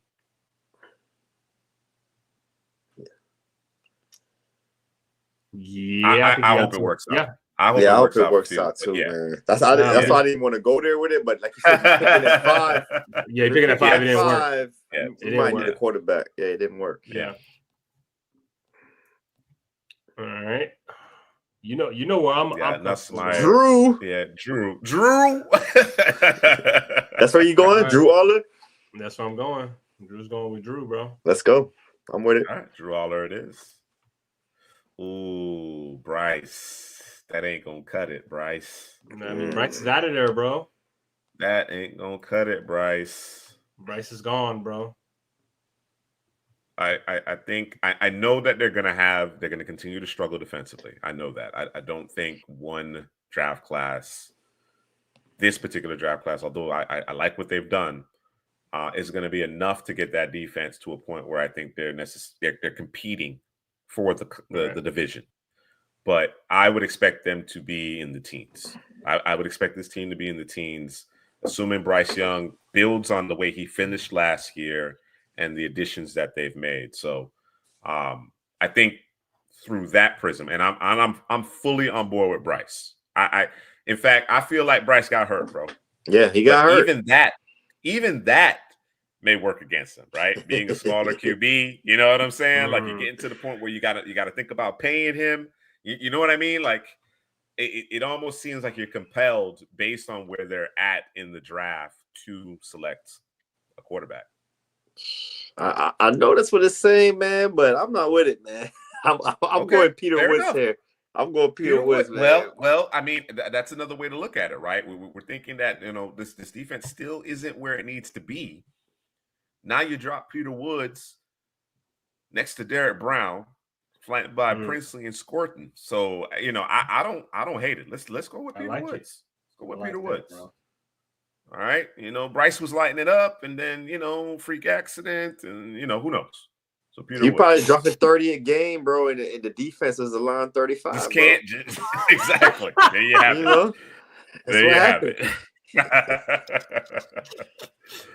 All right. We got the Las Vegas Raiders up next.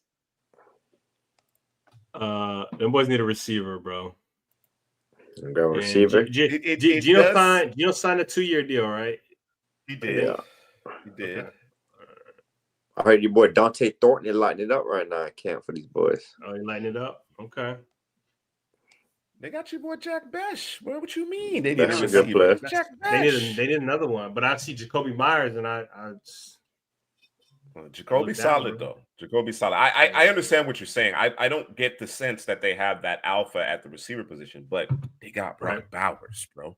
They have Brock Bowers. And which receiver would you get this high? No, I don't think there's a guy. Not yet. Not in my mind. Not yet has proven. Who's your wide receiver one so far, Drew? A top 10.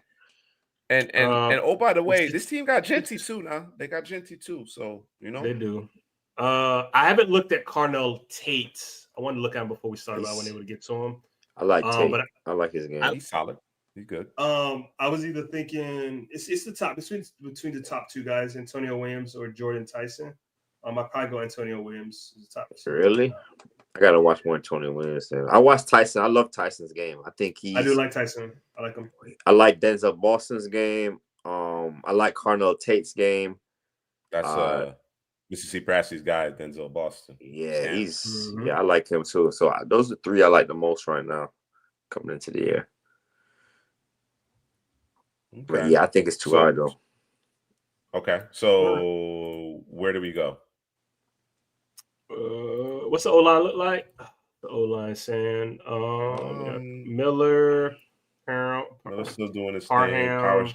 Paris Johnson, DJ Glaze. Yeah, DJ Glaze. Offensive line is, I think they're all right. I think it's good. I think it's solid there. Did they sign back Max Crosby to get that deal done? They're not letting Max go nowhere, bro. They need a corner, bro. They need a corner. Yeah, that's what I was going to suggest. I was going to suggest corner. Okay. All right, let's do that. Who's your guy, man? My guy. I'm a big fan of McCoy. It's the guy at the top. It's the top. But you know he's coming off injury. Like I'm not sure how much football he's gonna play this year. I think he got hurt to the middle of last season. And I like Terrell too. Those are probably my top two corners on this list. I like DJ McKinney from Colorado. Mm-hmm. The first two steps, bro. The first 3 steps, or the first couple seconds at the beginning of the snap, bro. That boy on you, bro. Yeah. Boy, nice. You know, with the McCoy injury, the specter of the McCoy injury, I'm probably leaning towards Terrell. He's another player I like, and I got to confirm because I might stamp him. I like Chandler Rivers a lot, bro. Oh, he's solid. I watched him. Yeah, he's gonna be a good pro, bro. I don't know if he's gonna be a star, but he's just gonna be a real good pro, bro. Yeah, that movement ability, man. Yeah, it's clicking close. Chandler Rivers, and he challenges everything, bro. Fight through blocks, fight through screens. Yes, bro. I like a DB who's consistently in phase and challenging at the catch point, bro.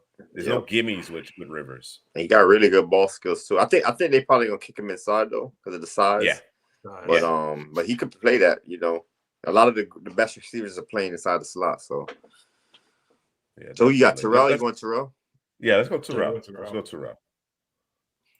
Avion Terrell to the Raiders. Indy quarterback, right? Got to be. Yeah, I mean, if it's picking this high, yeah. The way they be talking about AR, we're bro. gonna try it again. You're gonna try it again with Lenore Sellers. You're gonna try it again. Let's do That's it. your guy. I would. Let's do it, bro. I would. Lenore Sellers. We're gonna try it again. Call them goggles, All bro. right. Let's go. Okay, so we went Caleb Downs, second overall. We just felt like, too good of a football player to pass up. Drew, poo-pooed Spencer. Of course, Spencer went like one pick later, or 2 picks later.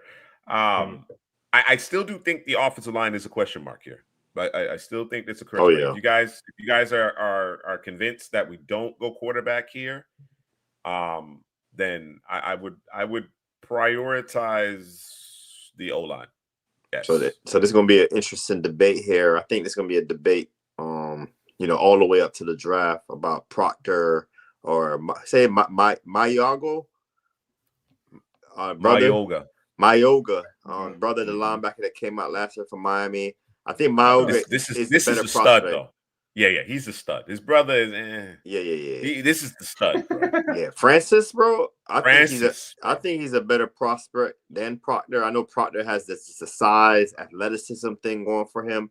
But it's technique over potential, man. We always said, especially in the offensive line position, bro. Like let me see your technique. Let me see what you're doing, play in and play out. I don't want to, kind of guess on you and project you at such an important position. Proctor can be an all-pro at tackle one day, but as of right now, Mayoga is the better football player. So I'm gonna push back, bro. Okay, all right, because what is it? It's Francis Mayoga. Mm-hmm. Is that right? Okay, Mayoga. We're gonna work on it. We're gonna work on it. Mayoga, ain't I say Mayoga. Francis Mayoga. Is that right? More or less, yeah. More or less. You close, man. You getting close, bro. All right. So I think, I hate to say this because he's probably more than this. I didn't watch a ton of Miami, bro, but there's a lot of short sets, bro, and like nobody no verticals challenged. No one forced him to actually drop back, bro. Because he a beast, bro. No, bro. Because he a beast. I'm watching teams, bro. Let me read. See. He's a bit methodical in his play, bro. He wants to see what the first movement is from the defender before he does anything, bro. It's almost like I'm just waiting for you. You make your move, I'll make my move. You make your move, I'll make my move. You don't like the counter puncher? You don't like the counter puncher? Bro, it's beautiful. It's just and the sets are more horizontal than there are vertical. So if I want to press him and I want to, you want to see what he deals with the 9. That's what you want to see. What he deals with the 9. See it, and no one's forcing him to do it. So he's just okay. This is what you're gonna give me. No problem. I got you. You're not getting around me. It's real boring. And it's a little infuriating because I'm like, how does defenses not realize what he's trying to do? You're not even going to press him, push him. You're not going to force him to do something different. Nope. We're just going to let him do his thing. And our guy gets, hemmed up, right? So it's hard to evaluate him in totality of the position because of how Miami is playing him. But that's not his fault, bro. Mm-hmm. This is what we're asking you to do. And he's doing it to perfection.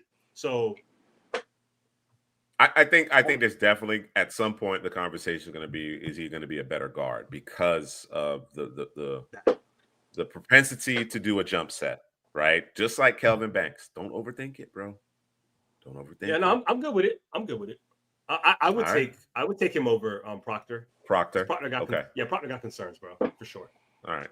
Yeah, these are two excellent prospects here for Cleveland. I know the question that we'll be answering this time next year will be, are they going to use one of these selections on the quarterback? I still maintain if they're making 2 selections in the top 10, they go on with a quarterback, bro. I don't know if it's going to be the same coach, the same, GM, I can't imagine that they're not going to select the quarterback with one of these picks.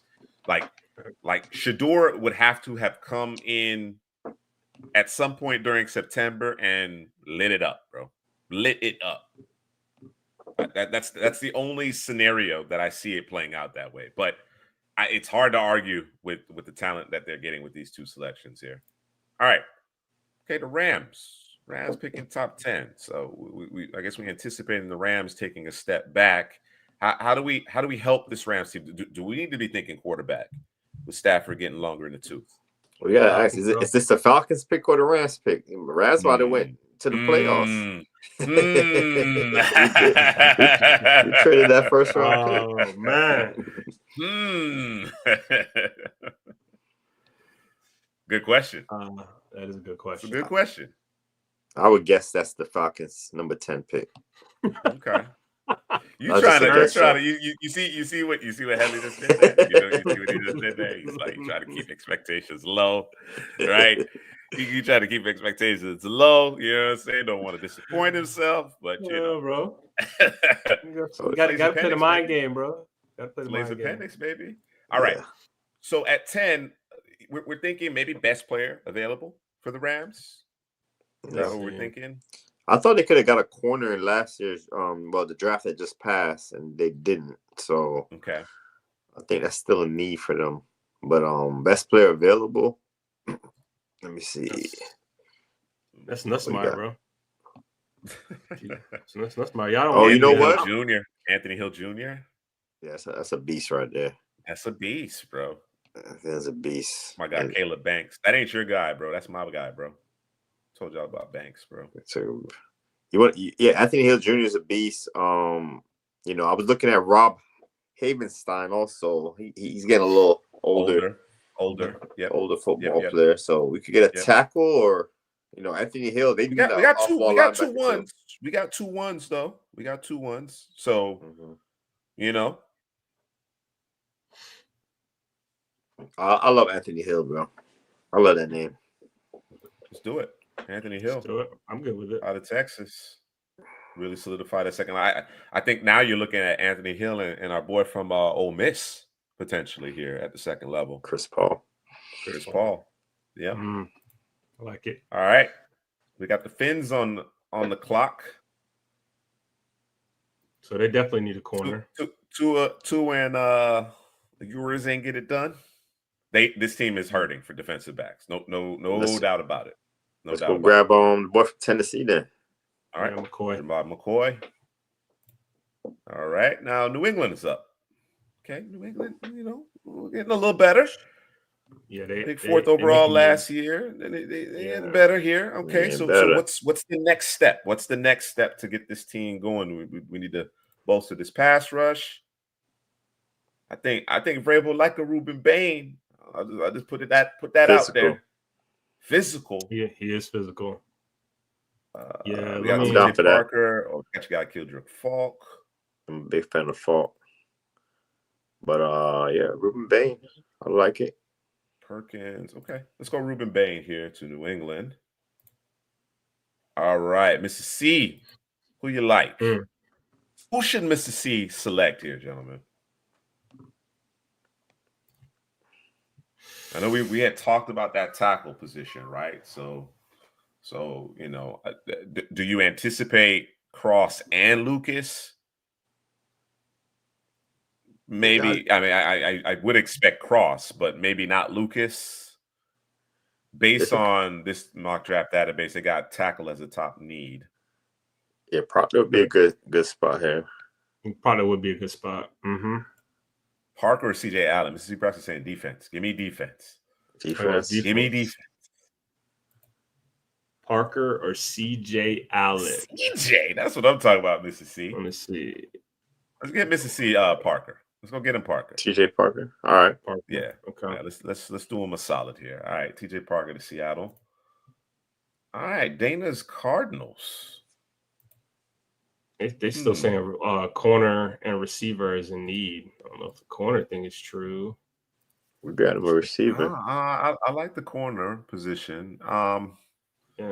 Receiver's not too bad, but I think now if you want a receiver, I think now it's more palatable, Mm-hmm. right? Yeah. I know there was a concerted effort to bolster the D line. Do we have enough edge rush? Josh Sweat, BJ Ojulari. They brought in Baron Browning too. Baron Browning, another good one. I think Cardinals defense is going to make some noise this year. Yeah, I think so too. I think MrCPrasky said keep Tyson in state. Don't let him go. I do like wide receiver for them. Okay. Go receiver. Get Carla another weapon. Yeah, all right. Jordan Tyson it is. Keep him in state. Good call, Mr. C. All right. Pittsburgh. A quarterback. Yeah, it's automatic. Yeah, let's go get him. Yeah. Was it Klubnik or Nussmeier? Klubnik. That's the question. Yep. I'm gonna say Nussmeier because I think he can. I think Tomlin can calm him down, bro. Get him right, bro. You think so? You know what I'm saying? Yeah, I think this is a spot for him, man. How's the O-line over there? O-line strong over there? It should be. It should be. It's a talented group. They got to come together. They're young, but it's a talented group. So, you cool with the Nussmeier here, Headley? Yeah, I'm good with it. All right, Garrett Nussmeier. All right, Dallas. What does Dallas need? Dallas need. What did they do? They went and got Booker, so they're rebuilding the offensive line. Mm-hmm. They got who was the second round pick? Cowboys. I thought they did a good job. They got Ezraku, and then they got Siobhan Ravel. Then they got Ravel. Okay. Yeah, they did great. Okay. All right. Hey, can we go get him? That boy, Jeremiah Love. Hey, I looked at the name. I looked at the name. Do they have it figured out at receiver opposite CD yet though? Yeah, they got George Pickens. Pickens. Yeah, I know they paid for Pickens. I know, bro. But you gonna pay Pickens? Are you gonna pay him, bro? They got to pay him after the season. Are you gonna pay him, bro? What they trade? What they trade? Depends on what they trade. Like a third or fourth round pick. Nah, you got to pay him, bro. Third or fourth round pick. Nah, bro. Nah, I don't know, bro. Maybe. So what? Maybe 1 year, bro. I will take them. I'll take them. The compensatory pick, bro. Like, stop playing with me, man. No. I think if he keeps his head on straight and plays to the ability that he is, then you pay him. But you still got to pay Parsons. You still got to make that happen. Yeah. Oh man, they got Kyer Elam starting for the Cowboys, bro. That's a typo over here. Nah, that's not good. I've been saying for a while that Dallas needs to address the cornerback position. I think they did with Ravel though, Siobhan Ravel. Yeah, they and then they got Trayvon Diggs is just injured, bro. That's the only reason. Yes, he's coming out. So you got guys that are coming off of injuries, you know. Yeah. So yeah, if you want to go, I think Love. CJ Allen might be the play. You think so? Or maybe a Kildrick Falk. Add some size. I'm a big fan of Falk. Add some size to this team. Ooh, I think I might go lighter at edge with Ezraku and Parsons. I like CJ Allen. I'm thinking about the linebackers. I think they brought in Kenneth Murray. They did. They got Lufau from Notre Dame. Overshown is coming off the injury. He did draft. I like CJ Allen more than all them guys. I like Jack Sanborn. Yeah, let's grab a CJ Allen. Let's do it. All right, CJ Allen. I think Deontay Lawson gonna overtake him by the end of the season. But you think so? You think? Well, we were high on Lawson too. So that wouldn't shock me. That would. I know the Bears need a safety. I don't know if I would go with Thieneman just yet. Is it Jeremiah Love time? Oh yeah. Ooh. Look at Jonah out there, bro. I see you, Jonah. Oh man, was respect Jonah. All right, yeah, I like Jeremiah Love here. This is kind of an infinity stone type of deal. The only other thing I would say maybe is offensive tackle. I'm not sure if Braxton Jones will be back long term. Is this the Proctor pick? Is that what you're saying? I could make a case for Proctor. Yeah, let's go get Proctor. Let's All go right, responsible. Yeah. So let's assume Braxton Jones isn't back and Caden Proctor is now your left tackle. All right, Minnesota.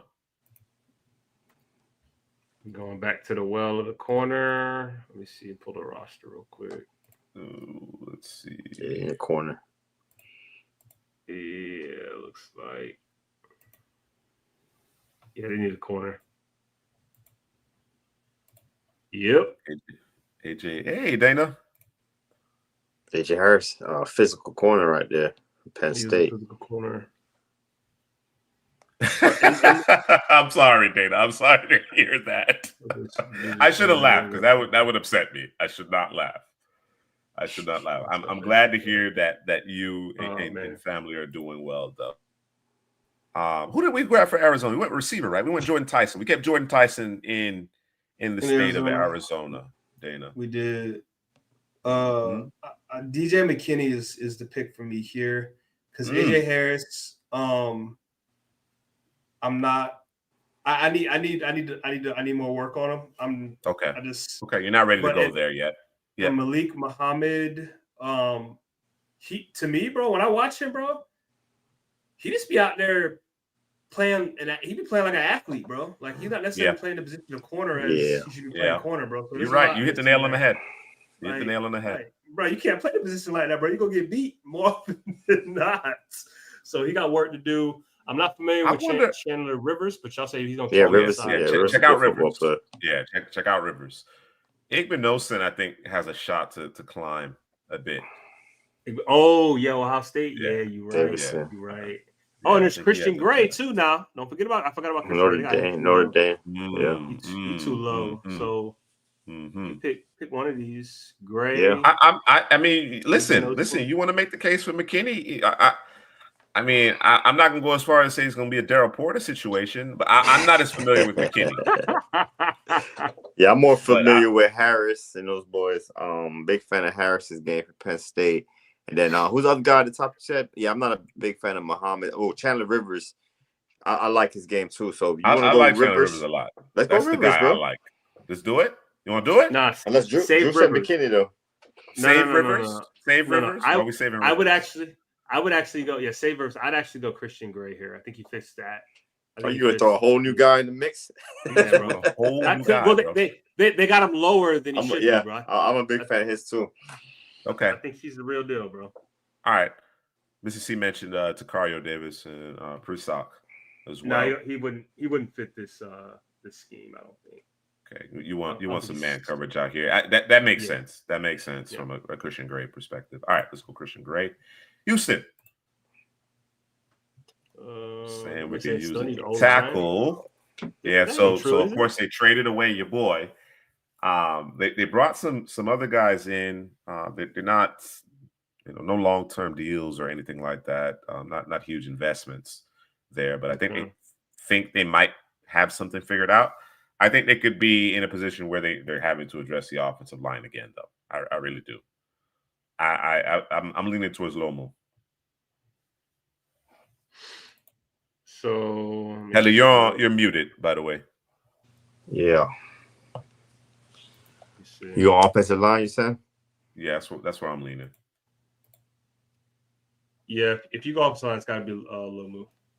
If you're going tackle, because I looked at Isaiah World, I like him, but I think Lomu. Yeah, World's a little raw right now. I think you have a little transition from where he came from, coming into the Big Ten in Oregon. Mm-hmm. Yeah, so I like Lomu over him. Okay, let's go Lomu here to Houston. Drew, what do you do with the Bucks? 20th overall. Weren't you picking 20th overall before? I don't remember. What you doing here, man? I go linebacker. Give me. Oh, Deontay? Or you going Deontay? Or Perkins? You going Perkins or you going Perkins? Man, well, who am I getting? Am I getting Perkins or am I getting Perk? Like, you know what I'm saying? Who am I getting, bro? So you wanted to talk about Harold Perkins' brother. You wanted to talk about him. Yeah, bro. Let me look at the notes real quick. Make sure I do them I don't do him a Do him disservice. justice. Yeah, I man. wrote in there. I think he's the most intriguing prospect in the class. Just I like agree. 6'1", 215. Like where do you play him? Where do you play him? So when I was watching him, bro, I didn't look at his no, I put his size in, but it didn't click that he was that small because I'm watching him like I said. The first thing I noticed is he plays the run really well. It's because he has leverage, so it didn't like click at that moment until I finished my notes. I was like, man, let me go back and see how big this dude is. Like, a guy probably worst case scenario 225, maybe about 6'3". Nah, I got him at 6'1", 210. I'm like, bruh, how is that possible, bro? Because he don't play like that, man. Right. He's extremely productive, 10.5 sacks, 2 forced fumbles, an interception. He closes really, really quickly. Might be the fastest closing player. I didn't realize he was Perkins' brother until I kind of thought about it. I was like, I wonder if he's Harold Perkins' brother. Damn it, he is Harold Perkins' brother. Both 5-star players. Like, he moved different out there, bro. He just moved. And I know Ole Miss had a bunch of stars out there, bro, but he stood out amongst those stars, bro. Consistently, he did, bro. Like, you're not gonna miss him, bro. He doesn't really miss tackles. What I got here, he does use pace in his pass rush. He's able to get up in the offensive lineman's chest because of that leverage. He plays the RPOs really well. Sometimes he might get a little over aggressive, a little impatient because he's trying to make a play. So he's got to kind of chill when it comes to that. But with his size, bro, I think it will be a concern because there are offensive linemen that he's not going to be able to just get around. So he's going to have to come up with some ways to kind of beat them. He can, with his leverage, kind of get his hand in there and convert that speed to power. But I want to see more of that. But like Headley said, man, he's intriguing, one, because of his size and his ability to produce at that size. Just don't know what that looks like, in the league right now. But he's gonna have to add weight, bro. There's no scenario where he can't play at that size. So good take on Perkins. Let's go with the younger of the Perkins. Since we didn't get Campbell last year, let's go with Deontay Lawson, man. Let's say because Campbell did what we thought Lawson was gonna do, and let's just assume Lawson is gonna do what we thought Lawson was gonna do last year. So, yep. All right, Denver up. Yeah, Denny, you might be right. He's probably gonna grow a little bit more. I would hope. Do you add a receiver? Do you add more to that young, hungry defense? Kildrick Falk is still out there. Caleb Banks. Christian Miller, I think Sapp might be a little high for my blood. I'm a big Falk got to get off the board soon. Yeah, that boy's a beast. I don't know, not right here. Let me see. Denver has Zach Allen, Franklin Myers. They did draft Sabian Jones as well. Like, their defense is legit, man. So maybe go get a wide receiver for these boys. Okay. Why did Eric Singleton go to Auburn? Is there a quarterback in Auburn? I don't know. Yeah, they brought I think they so. retooled. Let me see who they got. Because they got Cam Coleman over there also, right? Yeah, they got 5-star right there. They got some guys now. I'm just trying to figure out who's throwing the ball to them. You know who it is? Who that?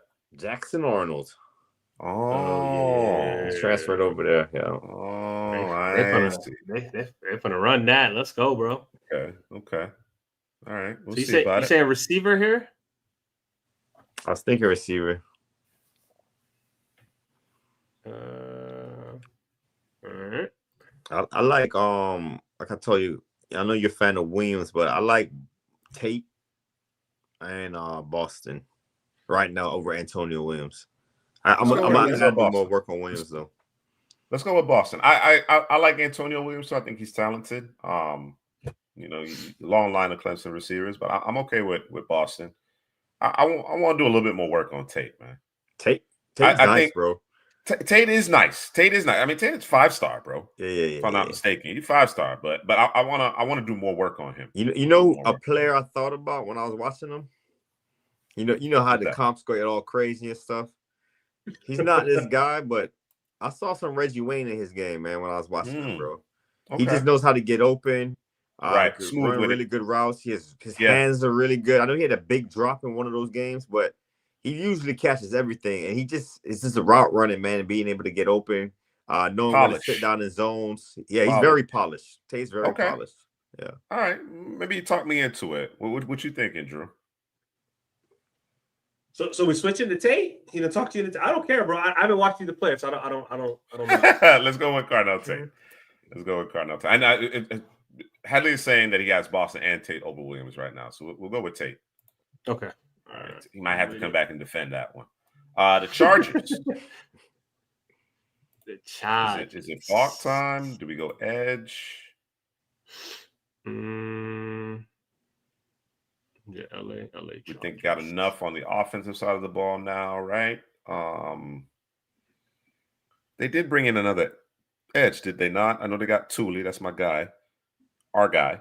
Who else did they have? They got they got Kyle Kennard. Kyle Kennard. Okay. They drafted Jameer Caldwell in the middle there. Ooh, Caldwell. Okay. I think they need more pieces. What about the secondary? Derwin James. Is it Alohi Gillum? Alohi Gilman. Yeah. Cam Hart, that's my boy. They like them the two young corners. The other one from South Carolina. They balled. Hart and was it Dial? Dial. No. They brought in Dante Jackson. They got and they added Dante Jackson. Okay. Still Tarhib from Maryland. I'm thinking South Carolina. Okay. From Maryland. Yeah. Hart and Still played really well. They played really well. So okay. So secondary straight. All right. I would say front seven then. I think a down lineman.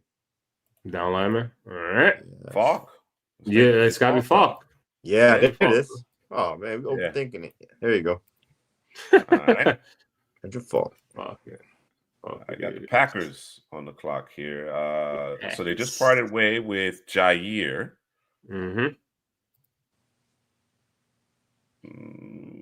What y'all saying, bro? Chandler Rivers. I think they may already have some nickel types though. Javon Bullard. Yeah. You want to go AJ Harris?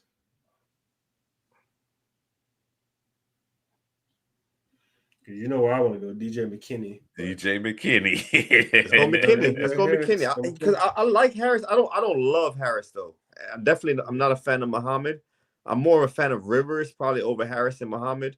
And Kilgore, he always gets his hand on the football. Fan of his as well. Will Lee's a physical corner. Yeah, I want to keep an eye on Will Lee. I want to keep an eye on Will Lee. Damani, got the size. Mario. It's some interesting names down here. There really are some interesting names. But let's do one for Drew right here, DJ McKinney. Yeah, you have to talk about that next year, Drew. Yeah, talk about it. San Fran on the clock. Hopefully he don't Daryl Porter me, bro. That's my Daryl Porter pick. I think it's the same pick too, 23, bro. I think it's the same pick.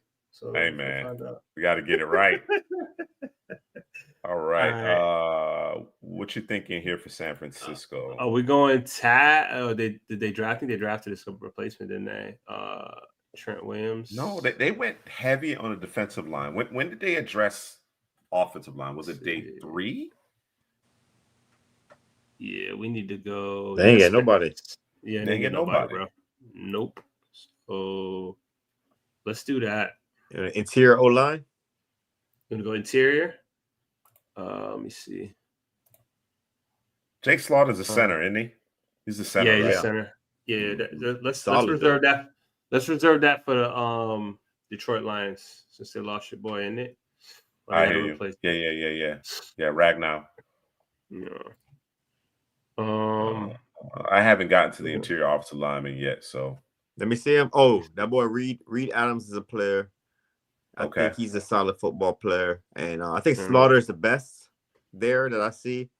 He's a center. That boy from Oregon too. Not Pregnon, the other one.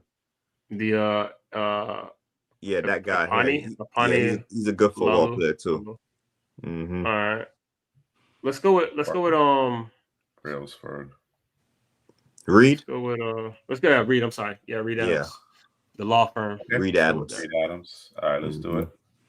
All right, Cincy. We're going interior offensive line. No, I'm just playing. They let go of Pratt. Is there second level straight?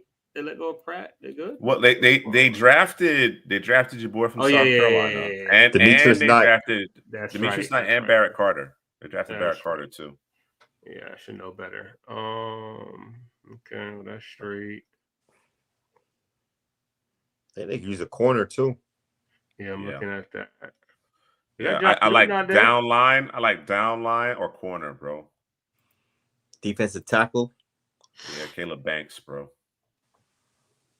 Did they sign Trey Hendrickson? Caleb Banks. No. They still talking about trading him, bro. Yeah, we might need to go there, bro, because they messing around with your boy contract right now. Michael Kamara. One to keep an eye on right there. They're messing with Shamar's contract right now. I don't even think they got him signed. Like, I don't know what the Bengals doing, bro. They done went back to their ways, bro. They went back to their ways. They pitching pennies out there, bro, in the contracts. Yeah, stupid, bro. Yeah. I like Danny Dennis Sutton for these boys. All right, let's go Dennis Sutton. I go back to edge. Yep. Yeah, because I don't think Trey Henderson's gonna be there. So Miles Murphy. No, picking up some feedback. I think it might be me. I think it might be something is scraping. I'm hearing something scraping. Might have been me. It might be your headphones or something on your beard or. Is it good now? No, I'm still hearing it. Your feedback. It's lower. Oh no, it's the same. You hear what I'm saying? You hear it too, right, Drew? Let me play this out. Let me see something. Yeah. Yo. Is that better? Yeah, there you go. Yeah, that's better. That's better. Okay. No headphones.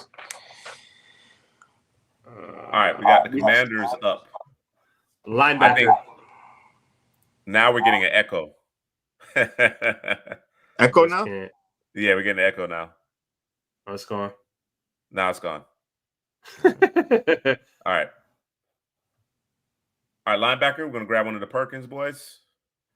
They need a. I don't know that way they would fit for this team because they need a. I think it's an inside linebacker they need because it's. Let me see. Yeah, Bobby Wagner again. Oh, I know we fans of Jordan McGee. With Jordan McGee, I don't know. Well, yeah, Temple. Edge. What about the edge? Yeah, they need an edge. Edge. Hey, this guy's still out here too. Oh yeah, Jeremiah Love. What's a They need a running back. When they backfield. Yeah, Robinson and Eckler. Yeah, we can go get Love. Let's do that. Jeremiah Love. Yeah. Give a little bit more juice in the back. All right, Rams back on the clock. Anthony Hill Jr. 10th overall, and now maybe the corner or the Havenstein replacement. What you thinking? Do you go get a Klubnik to replace Stafford? Yeah, let's get the quarterback, bro. Yeah. You're right there for the taking. All right, let's do it.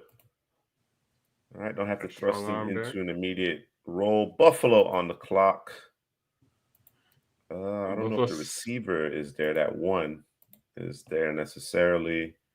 I want one of the Perkins boys. I want one of them.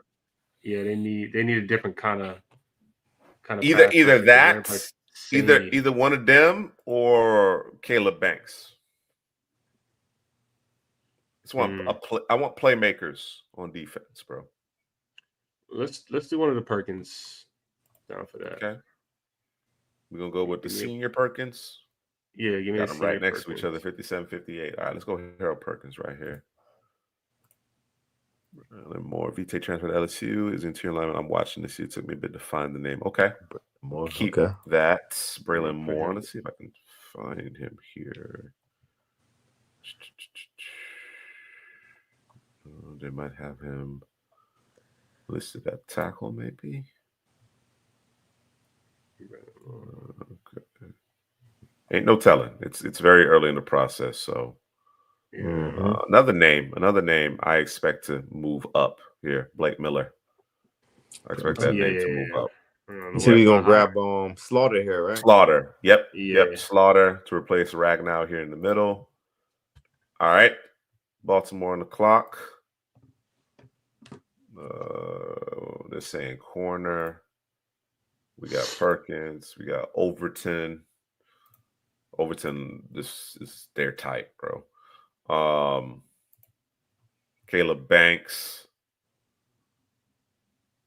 So I think it's Banks or Overton. I think those two. How Okay. about corner? Do they need a corner? Because we could go AJ. It's Harrison Rivers. There we go. I'm thinking there's a decision that has to be made in terms of paying Owe. Your boy is an older player. What's his name? The other Van edge. Noy. Yeah, like Van Noy. He's an older player. They did draft Mike Green. But I think your boy from Michigan who dealt with the injury. His contract is coming to an end. So they can probably use another edge, bro. Probably use another edge. Your physical edge in Overton. Okay. You got your boy DJU brother. He's an intriguing prospect. He is intriguing. Let's go with him, bro. Yeah. Okay. Mateo. Yeah. Let's go with Mateo. Not Matai. Be clear. All right, two more selections here. We got KC and we got Philly. Go get these boys Eli Stowers, bro, the tight end, bro. Let's do it, bro. Eli Stowers? Yeah, I think it's Stowers. I like Sadiq. You like Sadiq?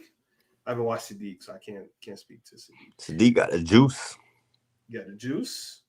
I think Stowers probably just better hands.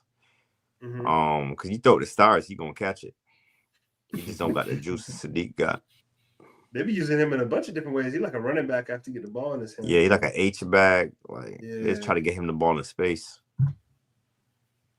But Stowers, they'll line Stowers up outside, like as a receiver sometimes. Yeah, they will. What you saying, Juice? I haven't looked at either of these tight ends, so y'all got to tell me if we're going tight end.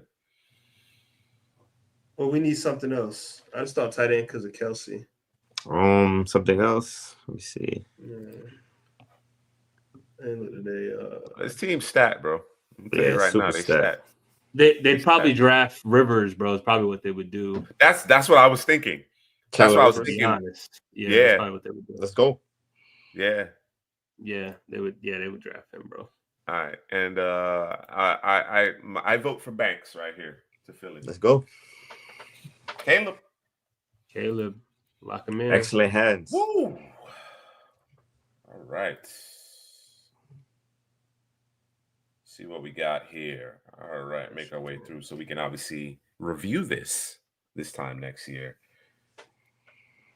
Arch Manning at the top. Right, yes, sir. Arch to New Orleans. I think that'd be a perfect scenario for the whole connection, the Archie connection, so on and so forth. I do think this team will be in the market for a quarterback next year. Caleb Downs, too good to pass up, second overall. David Bailey, he's edge number one until further notice here at Couch Potato General Manager Spencer Fano. To the Giants, we think maybe kicking Illuminor inside or letting him walk. We'll see how it works out with Evan Neal ultimately. Drew Aller to the Jets. Again, if we're thinking the Jets are drafting 5th overall, it didn't work out with the incumbents here. Peter Woods to continue to bolster this Carolina Panthers defense. The scenario here is that Bryce was lighting it up. All right. He's averaging 28, 30 points a game, but the defense is giving up 32, 34. All right. And, wins and losses, so on and so forth. And Bryce missed a week because he was sick. You know what I mean? That's the scenario here. All right. The Raiders are cornerback needy. So we went with Avian Terrell because, some question marks with respect to injuries with some of the other guys, consistency. We go from Richardson to Sellers. So some might say, okay, this is kind of a similar skill set. I just think the question marks that you have for either player are a little different here. When you think about, experience, when you think about accuracy and so on and so forth, I think it's a little bit different here. So Colts going back to the well with the dual threat quarterback. We got Francis Mauigoa. That's how I'm gonna go with the pronunciation right now. Mauigoa. You didn't pronounce the G, bro. It's a G there. Is no, that I solid? didn't. I don't recall. So we'll work on it. The Browns, if you take a look at the Browns offensive line, on paper, it looks really good, but they've struggled to stay healthy. And I think a lot of those contracts are set to expire after this year. So trying to get that tackle position situated. Anthony Hill, just too good to pass up. Linebacker has been kind of a question mark. You know, you had Ernest Jones, you moved off of Ernest Jones. It's a bit of a question mark, right? It seems to be one of those one or two positions that we think the Rams need to solidify here to make another run at it. Jermod McCoy, again, perhaps the first corner off the board, big need for the Dolphins, assuming he was healthy, but very good player in his own right. Ruben Bain, I think just the physical nature, the ability to play as an edge on rundowns and then reduce down on obvious passing situations would work well here for what Mike Vrabel wants to do. MrCPrasky wanted to go down line as well with TJ Parker. So we made that happen, continue to bolster that defense. Kept Jordan Tyson, receiver from Arizona State, first receiver off the board within the state of Arizona, going to Dana's Cardinals. Aaron Rodgers is the oldest player in the league. He's literally the oldest player in the league. So they're in the middle of the pack. They are ended up 8-8, 8-9, 9-8, whatever the case may be, and ultimately missed the playoffs. So Garrett Nussmeier is now your trigger man here in Pittsburgh. CJ Allen to Dallas. Some names, some interesting names, but you're dealing with injuries. You're dealing with inconsistency. Some guys on some one-year deals. Really like CJ Allen. That's a stamp of mine as far as 2026 NFL draft prospects. Caden Proctor. We thought about Jeremiah Love right here. That actually would have worked out really nicely, but we are anticipating Braxton Jones, or is that right? Braxton Jones, right? We are anticipating that he enters free agency, tests the markets, and actually nets a pretty lucrative payday. So replacing him with Caden Proctor.